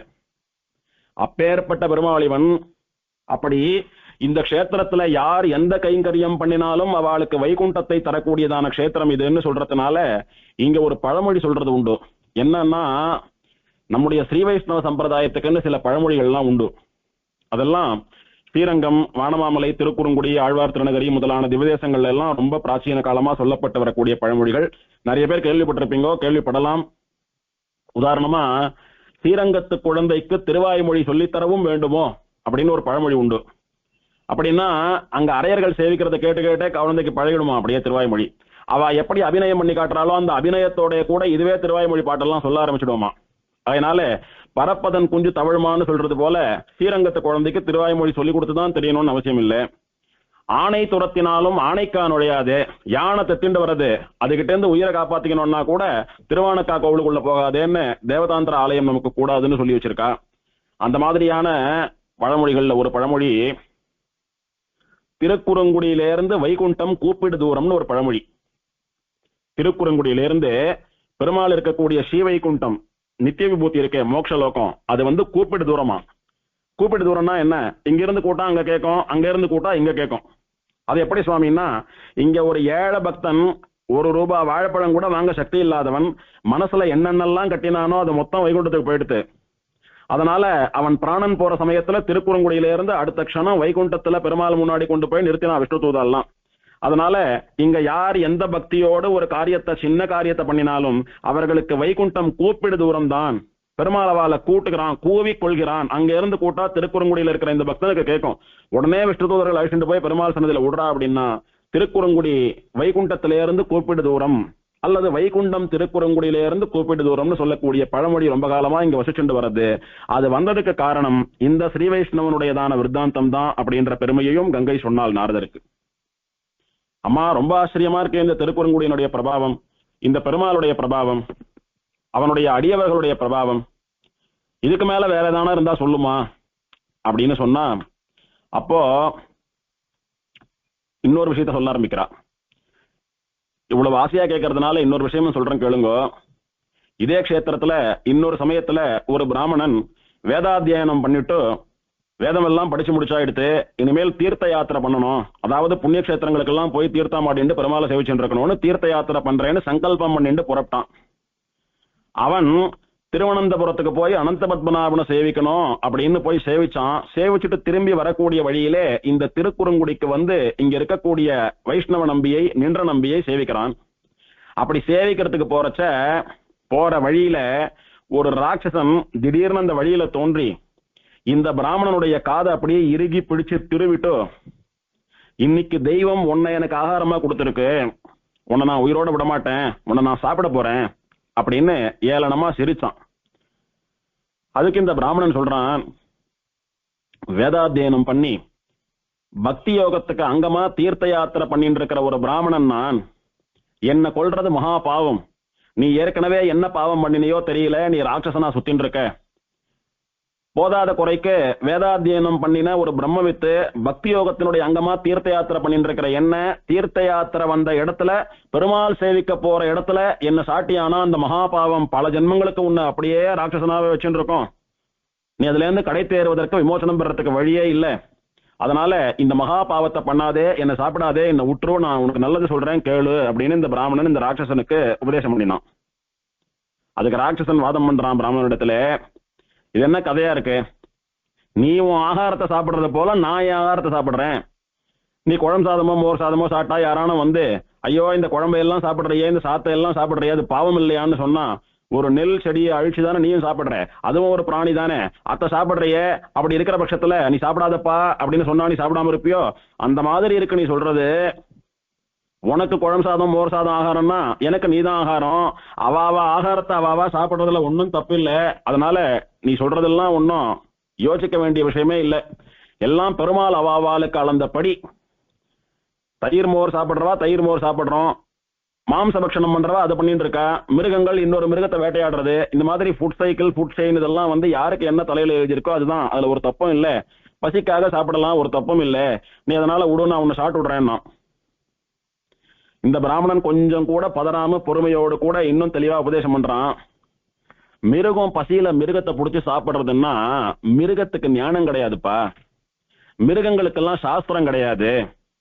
மனுஷன் சாஸ்திரத்தை தெரிஞ்சுண்டு எது பண்ணக்கூடாதோ அது பண்ணினா பாவம் அதை பண்ணாதே, எது பண்ணினா புண்ணியமோ அதை பண்ணு புண்ணியம் அப்படின்னு சாஸ்திரம் சொல்லி கொடுத்து மனுஷனுக்காகத்தான் சாஸ்திரம் இருக்கு.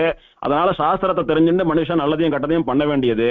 மனுஷன் சாஸ்திரத்துக்கு கட்டுப்பட்டே நடக்கணும், சாஸ்திர வசியனா இருக்கணும், சாஸ்திரத்தினுடைய வாக்குக்கு கட்டுப்பட்டவனா இருக்கணும், சாஸ்திரத்தின் படியே வாழணும். இவனுக்காக தான் சாஸ்திரம் கொடுத்துருக்கு. மிருகங்களுக்கு அது இல்லைன்றதுனால அதுங்க பண்ணா தோஷமாகாது, நமக்கு சாஸ்திரம் உண்டுன்றபடினால நாம பண்ணா மகா பாபம் சம்பவிக்கும். இப்பவும் சொல்றேன்பா நீ என்ன சாப்பிடாதேன்னா. அப்ப மனுஷன் எப்படி சாப்பிட்டு உயிர் வாழறதான் அப்படின்னு ராட்சசன் கேட்கறது. மனுஷன் கந்த மூல பலாதிகளால் தேகதாரணம் செய்யலாம், கிழங்கு காய் பழம் வேறு அந்த மாதிரி என்னென்ன இருக்கோ அதையெல்லாம் சாப்பிட்டு பசியாறலாம். அதுவும் இல்லாம மாம்ச பட்சணம் பண்ணாதே அப்படின்னு சாஸ்திரம் சொல்றது. மாம்சம்னு சொல்லக்கூடியது சாஸ்திர நிஷித்தம், அதாவது சாஸ்திரத்தினாலே தடுக்கப்பட்ட ஒரு விஷயம். அதை சாப்பிட்டா மகா பாப்பியா போறேன்னு சாஸ்திரம் சொல்றதுக்கு, அதனால சாஸ்திரம் தடுத்த விஷயத்தை சாப்பிடுறதுன்றது மகா பாப்பம்பா. அஹிம்சா பிரதமம் புஷ்பம், பெருமாளை ஆராதனம் பண்றதுக்கு வசந்த புஷ்பம் எதுன்னா அஹிம்சை, அதாவது எந்த உயிர்களையும் கொல்லாமல் துன்புறுத்தாமல் இருத்தல் அப்படின்றதுதான் பெருமாளுக்கு உகந்த முதல் புஷ்பம்னு சாஸ்திரம் சொல்றது. அப்படி இருக்கும்போது பிராணியை கொண்டு மாம்சத்தை சாட்டா எத்தனை பாவம் தெரியுமா அது அப்படின்னு சொல்றான். அதுக்கு பதில் இந்த ராட்சசம் வாதம் பண்றான், ஓ பிராமணரே நீர் சொல்றதெல்லாம் இல்ல, நான் சொல்றேன் கேளும். உமக்கு ஈஸ்வரன் சர்வ கர்த்தா, அவன் தான் எல்லோருக்கும் எல்லாத்தையும் பண்ணி வைக்கக்கூடியவன், அவனுடைய சங்கல்பத்தினாலதான் எல்லாம் நடக்கிறது. ஆகையினால நீ பெருமாளை சேவிக்கிறதுக்கு போனோம்னு அவன் சங்கல்பம் இருக்கு, நீ போயின்னு இருக்க, நான் உன்னை சாப்பிடணும்னு சங்கல்பம் இருக்கு, நான் சாப்பிடுறேன், அதனால வந்து எல்லாத்துக்கும் பெருமாள் தான் காரணம்.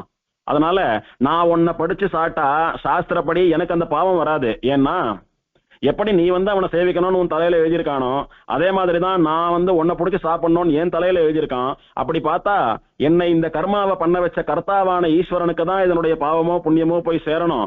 அதனால சாஸ்திரப்படி எனக்கு ஒரு தோஷமும் இல்லை, இதுதான் உன் ஆகாரம்னு பசியோட இருக்கிற எனக்கு உன்னை காட்டி கொடுத்தான், நான் உன்னை சாப்பிடுறேன், என் பசி தீரட்டும், இதனால வரக்கூடிய பாவம் பெருமாளுக்கு போட்டோம்னா. இப்படி ரெண்டு பேரும் மாறி மாறி ஆர்குமெண்ட் பண்ணிட்டு இருக்கா. இந்த பிராமணர் அவனை சாப்பிட விடல, இந்த ராட்சசன் அவரை பெருமாள் சேவிக்க விடல. இப்படி வாதம் ரொம்ப நேரம் நடந்துட்டு இருக்கிறது.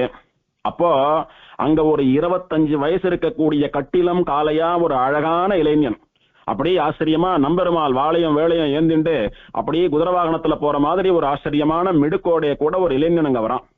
கையில வில்லும் அம்பம் வச்சுட்டு இருக்கான். பாக்குறதுக்கு ஸ்ரீராமநாட்டமே இருக்கான். ரொம்ப அழகனா இருக்கான். அவன் அழகுல ஈடுபட்டு ராட்சசனும் பிராமணனும் ஒரு நிமிஷம் சண்டை போடுறதை நிறுத்திட்டான். சண்டை போடுறதை நிறுத்திட்டு அவனையே பார்த்துட்டு இருக்கா. பார்த்து அவனுடைய அழகி வாழ மேல பேச விடாத பண்ணிட்டு ஒரு வார்த்தை கேட்டா. ரெண்டு பேரும் சேர்ந்து ஒரே குரல்ல ஒரே சமயத்துல, இத்தனை அழகனாக எங்களுடைய மனதை கொள்ளையடிக்கக்கூடிய நீ யார் அப்படின்னு கேட்டா ரெண்டு பேரும். அப்ப அந்த வேடன் வாயை திறந்து பேச ஆரம்பிக்கிறான். நான் இந்த திருக்குறுங்குடி காட்டுல மகேந்திரகிரி பர்வத காட்டுல வேட்டையாடுற ஒரு சாதாரண வேடன், என்ன விட்டுருங்கோ, நீங்க யாருன்னு கேட்டான் அவன். உடனே இவா ரெண்டு பேரும், நான் பிராமணன், தீர்த்த யாத்திரை போறதுக்காக வந்தேன், நான் ராட்சசன், எனக்கு பசி, இந்த பிராமணனை சாப்பிடணும்னு இவனை சாப்பிடறதுக்கு போனேன் அப்படின்னு ரெண்டு பேரும் தங்களை அறிமுகப்படுத்திண்டு நடந்த விஷயத்தை எல்லாம் இவாளுடைய பஞ்சாயத்து சண்டை மொத்தத்தையும் சொல்லி முடிச்சா. சொல்லி முடிச்ச உடனே, இந்த பிராமணன் பண்ற வாதங்களும் சரின்னு தான் எனக்கு படுறது, என்னுடைய பட்சமும் சரிதான் அப்படின்னு ராட்சசன் சொல்றான். இல்ல, நான் தர்மத்தை புரிய வைக்கணும்னு பாக்குறேன், இவன் புரிஞ்சிக்க மாட்டேன்றான், முரண்டு பிடிக்கிறான், மொண்டியா இருக்கான் அப்படின்னு பிராமணன் ராட்சசனை பார்த்து சொல்றான். சரி, இந்த விஷயத்துல ரெண்டு பேரும் ஒரு முடிவுக்கு வர மாதிரி இல்ல, அதனால நல்ல நியாயமா தர்மமா தீர்ப்பு சொல்லக்கூடிய ஒரு மத்தியஸ்தனை வச்சுட்டு தான் இதுக்கு ஒரு தீர்ப்பு சொல்லணும் அப்படின்னு இவா ரெண்டு பேரும், வேடனே, உன்னை பார்த்தா சாதாரண வேடநாட்டமா இல்ல, அப்படியே எங்க ராமனை பார்த்தாப்புல இருக்கு, எங்க ரங்கநாதனை பார்த்தாப்புல இருக்கு, இத்தனை அழகா இருக்கு, உன்னை பார்த்தா உன் கண்ணை பார்த்தா நீ ரொம்ப நல்லவன், உண்மையதான் பேசக்கூடியவன்னு தெரியுது, நீ மத்தியஸ்தனா இருந்து எங்களுடைய ரெண்டு கட்சி வாதங்களையும் கேட்டு ஒரு தீர்ப்பை சொல்லு அப்படின்னு இவனை மத்தியஸ்தனா வச்சுட்டு இவ வாதம் பண்றான். எல்லா விஷயங்களையும் கேட்டுக்கிறார் இந்த வேடன். கேட்டுன்ட்டு, நீங்க பேசி முடிச்சுட்டீங்களா, என்னுடைய தீர்ப்பை நான் சொல்லலாமான்னா சுவாமி சொல்லுங்கன்னு அவ. இப்ப இந்த வேடன் பேச ஆரம்பிக்கிறான். இந்த வேடன் சொல்றான் அந்த ராட்சசனை பார்த்து, ஹே ராட்சசா, நீ முன் ஜென்மத்துல ஒரு பெரிய கொடிய தொழில் பண்ணி அந்த தொழிலினுடைய பாவத்தினாலே ராட்சசனா ஜென்மம் எடுத்திருக்க. ஆனால் இந்த பிராமண போன ஜென்மத்துல பண்ண புண்ணியத்தினுடைய பலமா இந்த ஜென்மத்துல தீர்த்த யாத்திரை பண்ணக்கூடிய பக்தியோக நிஷ்டனான பிராமணனா பிறந்திருக்கான். அதனால் இந்த ஜென்மத்துல தீர்த்த யாத்திரை பண்றானே பிராமணன், அவனுக்கு தான் அந்த பலனே ஒழிய அவன் அந்த காரியத்தை செய்யும்படியா பண்ணக்கூடிய ஈஸ்வரன் சர்வ கர்த்தாவாக இருந்தாலும் இவன் பண்ணக்கூடிய தீர்த்த யாத்திரையினுடைய பலன் பெருமாளுக்கு போகாது, இவனுக்குத்தான். என் தீர்த்த யாத்திரையினால வரக்கூடிய பலனையெல்லாம் நான் பெருமாளுக்கு அவருடைய பிரீத்தியின் பொருட்டு சமர்ப்பிக்கிறேன், இவன் சாத்விக தியாகம் பண்ணினா வேணா பெருமாளுக்கு போகுமே ஒழிய இவன் பண்ணக்கூடிய வசந்த காரியத்திற்கு இவன் தான் கர்த்தா. இவன் தீர்த்தமாடினா அந்த பலன் பெருமாளுக்கு இல்ல, இவனுக்கு தான். இவன் பெருமாளை சேவிச்சா அந்த பலன் பெருமாளுக்கு இல்ல, இவனுக்கு தான். இவன் வேதாத்தியனம் பண்ணினா அதனால பெருமாளுக்கு பலன் இல்லை, இவனுக்கு தான் பலன். அதனால பெருமாள் எல்லாத்தையும் நடத்தி வைக்கக்கூடிய சர்வ கர்த்தாவா இருந்தாலும் பலம் அப்படின்னு சொல்லக்கூடியது பண்றவாளுக்கே ஒழிய அவனுக்கு இல்லை. அதே நேரத்துல நீ இப்படி ஒரு பாவகாரியத்தை பண்ணினா அதே மாதிரி அந்த பலனும் ஒன்னதான் சேருமே தவிர அதுவும் ஈஸ்வரனை சேராது. ஈஸ்வரன் ராட்சசனா பிறந்து பண்ணானா ஈஸ்வரனுக்கு ஒட்டும், ஈஸ்வரன் தீர்த்த யாத்திரை பண்ற பிராமணனா பிறந்தானா அந்த புண்ணியம் ஈஸ்வரனுக்கு ஒட்டும். அவன் பாட்டுக்கு ஈஸ்வரனா இருந்துட்டு இருக்கான், அவாவா கர்மங்களின்படி அவாவா நடந்துகிட்டோன்னு சங்கல்பிச்சுட்டு பேசாம இருக்கான். அதனால நல்லதோ கெட்டதோ எதுவுமே தீதும் நன்றும் பிறர் தரவாரான்னு எல்லாத்துக்கும் நீங்களும் உங்களுடைய கர்மாவன் தான் காரணமா இருக்கே ஒழிய ஈஸ்வரன் ஒன்னத்துக்கும் காரணம் இல்ல. நான் இருக்கிற விஷயத்த சாஸ்திரப்படியான விஷயத்த தெளிவா சொல்லிட்டேன். இப்போ நீங்க ரெண்டு பேரும் நல்லவாளா இருந்தா ஒரு நிமிஷம் யோசிச்சு பாத்தீங்களான்னா உண்மை உங்களுக்கு புரியும். இதனால நீங்க ரெண்டு பேரும் வாதம் பண்றதுல ஒரு அர்த்தமே இல்ல. நான் ஒண்ணு சொல்றேன் கேளுங்க. இப்பேற்பட்ட புண்ணிய கஷேத்திரத்திற்கு பெருமாள் சேவிக்கிறதுக்காக தீர்த்த யாத்திரையா போயிட்டு இருந்த ஒரு பிராமணனை நான் சாப்பிடுறேன்னு சொல்லி அவனுடைய யாகத்தை, அவனுடைய பெருமாள் சேவைய, அவனுடைய தீர்த்த யாத்திரையை நீ தடுத்து, அதனால உனக்கு மகா பாபம் சூழ்ந்து கொண்டது. அதனால உனக்கு அந்த பாவம் போனோம். அதே மாதிரி பிராமணரே, நீங்க புண்ணிய தீர்த்த யாத்திரை பண்றதுக்காகவே வந்திருக்கீங்க. இங்க இருக்கக்கூடிய எல்லா தீர்த்தங்கள்லயும் தீர்த்தமாடினாதான் உங்களுடைய யார்த்த பூர்த்தி ஆகிறது. அதனால இங்க ஆச்சரியமா திருப்பார்கடல் தீர்த்தம்னு ஒரு தீர்த்தம் இருக்கு. அந்த தீர்த்தத்துல தீர்த்தமாடினீங்களானா உங்களுக்கு ரெண்டு பேருடைய காரியமும் பூர்த்தி ஆகும். அதாவது இந்த ராட்சசனுடைய சாப விமோசனம் பெற்று ராட்சசன் பழையபடி நல்ல ஸ்வரூபத்தை எடுத்து நல்ல ஜென்மாவுக்கு போயிடுவான். இந்த பிராமணருடைய தீர்த்த யாத்திரையும் வெற்றிகரமா பூர்த்தியாகி அவருக்கு பகவானுடைய பதம் கிட்டும் அப்படின்னு வேடன் தீர்ப்பு சொல்றான். சுவாமி அப்படியா? அப்படி உத்தமமான ஒரு திருப்பார்கடல் தீர்த்தம்னு சொல்லக்கூடிய தீர்த்தத்தினுடைய கரையில இருந்தா நாங்க இத்தனை நாள் எத்தனை தீர்த்தமாடாம பேசிட்டு இருந்தோம். நீங்க அனுகிரகம் பண்ணணும், தயவு பண்ணி இந்த காட்டிலே வசிக்கிற வேடரானபடினாலே அந்த தீர்த்தம் எங்க இருக்குன்னு காட்டி கொடுங்க, இப்பவே நாங்க 2 பேரும் போய் அதை தீர்த்தமாடி எங்க சாப விமோசனம் பெற்றுக்கிறோம்னு சொல்றா. அதுல அந்த ராட்சசன் போய் தீர்த்தமாடின உடனே அவனுடைய ராட்சச ஜென்மா போயிடுறது, ஒரு திவ்ய புருஷனா மாறி அவன் வைகுண்டம் போயிட்டான். இந்த பிராமணரும் அதுல தீர்த்தமாடி இந்த வேடனுடைய அனுகிரகத்தினால அவரும் வைகுண்டம் போறார். இப்ப புரிஞ்சிருக்கும் எல்லாருக்கும், வந்த வேடன் யாருன்னா சாக்ஷாத் பெருமாள். அந்த வேடன் யாருன்னா திருக்குறுங்குடி ஊருக்கு 1 கிலோமீட்டர் தூரத்துல வெளியில இருக்கக்கூடிய திருப்பார்கடல் நம்பின்னு சொல்லக்கூடிய பெருமாள். இது பார்க்கடல் நம்பின்னு சொல்லக்கூடிய 3வது பெருமாளுடைய சரித்திரம். முதல்ல பள்ளிகொண்ட நம்பி சரித்திரம் பார்த்தோம், அப்புறம் நின்ற நம்பி சரித்திரம் பார்த்தோம், இப்ப திருப்பார்கடல் நம்பி. மலையில இருந்து பெருக்கெடுத்து ஓடக்கூடிய நம்பியாறு ஒரு இடத்துல வரைச்ச அந்த கட்டத்துல அதுக்கு திருப்பார்கடல் தீர்த்தம்னு பேரு. அந்த கரையில தான் பெருமாள் வேடனா இவாளுக்கு சேவை கொடுத்தான். அவளுக்கு வேடனா மட்டும் பெருமாள் வந்தபடினால இன்னைக்கும் அந்த மூலவர் பெருமாள் மட்டும் இருப்பார், ஸ்ரீதேவி பூமிதேவி இருக்க மாட்டா. உற்சவருக்கு தான் ஸ்ரீதேவி பூமிதேவி, மூலவர் பெருமாள் மட்டும் தான் இருப்பார். காரணம் வேடனா ஒருத்தனா வந்தபடினால.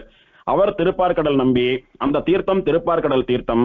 அதுல தீர்த்தம் ஆடி அவன் சாப விமோசனம் பெற்று புண்ணியலோகம் போனான். இவருக்கும் நல்ல கதி கிடைத்தது. அதுக்கப்புறம் பெருமாள் எல்லோருக்கும் சொல்றார், பாத்தீங்களா ஜனங்களே, இப்படி கொடுமையான ஒரு ராட்சசனா தெரிஞ்சுண்டு தீர்த்த யாத்திரை பிராமணனை சாப்பிடுறதுக்கு போற மகா பாவத்தை பண்றதுக்கு போன இவனும் இந்த திருப்பார்கடல் தீர்த்தத்துல தீர்த்தமாடி அதனுடைய மகிமையினால ராட்சச ஜென்மா நீங்க பெற்று வைகுண்டத்துக்கு போயிட்டான். இந்த பிராமணனும் இன்னும் நிறைய தீர்த்த யாத்திரை பண்ண வேண்டி இருக்க இந்த திருப்பார்கடல் தீர்த்தத்தினுடைய மகிமையினால இங்க இருந்தே அவன் வைகுண்டம் போயிட்டான். ஆகையினால இதில் சொந்த புண்ணிய தீர்த்தம் இது, இதுல எல்லோரும் தீர்த்தம் ஆடிண்டு அவாவா நல்ல லோகத்துக்கு போங்கன்னு அதை காட்டி கொடுத்துட்டு பெருமாள் மறைஞ்சுட்டார். அப்போ அகஸ்தியர் அங்க திடீர்னு வரார். வந்து, இத்தனை நாள் நீங்க பார்த்துட்டு இருந்தது ஒரு சாதாரண காட்டுவாசியான வேடன் கிடையாது, சாக்ஷாத் வாமனாவதாரம் பண்ணி மகாபலியினுடைய யக்ஞவாட்டிகைக்கு போய் மத்தியம ரூபத்தோட வந்து இங்க நின்று இருக்கிற திருக்குறுங்குடி நம்பிதான், அந்த ஸ்ரீ வைஷ்ணவ நம்பிதான் இங்கு திருப்பார்கடல் தீர்த்தத்தினுடைய கரையிலே திருப்பார்கடல் நம்பியாக வந்து உங்களுக்கு சேவை சாதித்தான். அதனால வந்தவன் வேடன் இல்ல, பெருமாள். அவன் காட்டி கொடுத்த தீர்த்தம் எத்தனை வசந்தது. பெருமாளே ஒரு தீர்த்தத்தை காட்டி கொடுத்து இதுல தீர்த்தமாடினா மோட்சம்னு சொல்றாரு. அப்படின்னா அந்த வசந்த திருப்பார்கடல் தீர்த்தத்துல தீர்த்தமாடிண்டு அந்த திருப்பார்கடல் நம்பிய சேவிச்சுண்டு அவனுடைய அனுகிரகத்தினால நீங்கெல்லாம் மோட்சத்துக்கு போய் சேருங்கன்னு சொல்லி அகஸ்தியர் அங்க இருக்கக்கூடிய ஜனங்களுக்கெல்லாம் சொல்லிட்டு இவர் அந்த திருப்பார்கடல் தீர்த்தத்துல தீர்த்தமாடி இந்த பெருமாளை கொஞ்ச நாள் சேவிச்சுட்டு இருந்துட்டு அதன் பிறகு அங்க இருந்து புறப்பட்டு தன்னுடைய யாத்திரையை தொடங்கினார் அப்படின்னு கங்கை சொல்லி முடிக்கிறார். அந்த வேடன் தான் திருப்பார்கடல் நம்பி. இப்படி இந்த க்ஷேத்திரத்தினுடைய இந்த தீர்த்தத்தினுடைய பிரபாவம் இருக்கிறது அப்படின்னு சொல்லி நாரதருக்கு கங்கை சொல்றா. நாரதர் மேலும் கேட்க ஆரம்பிக்கிறார். அத நாளைக்கு பார்க்கலாம். வந்தாய் என் மனம் புகுந்தாய் மண்ணி நின்றாய் நந்தாத கொழுஞ்சுடரே எங்கள் நம்பி சிந்தாமணியே திருவேங்கடம் மேயந்தாய் இனியான் உன்னை என்றும் விடேனே ஆழ்வாரெம்பெருமானார் சிறார் தூப்புள் திருவேங்கடமுடையான் திருவடிகளே சரணம்.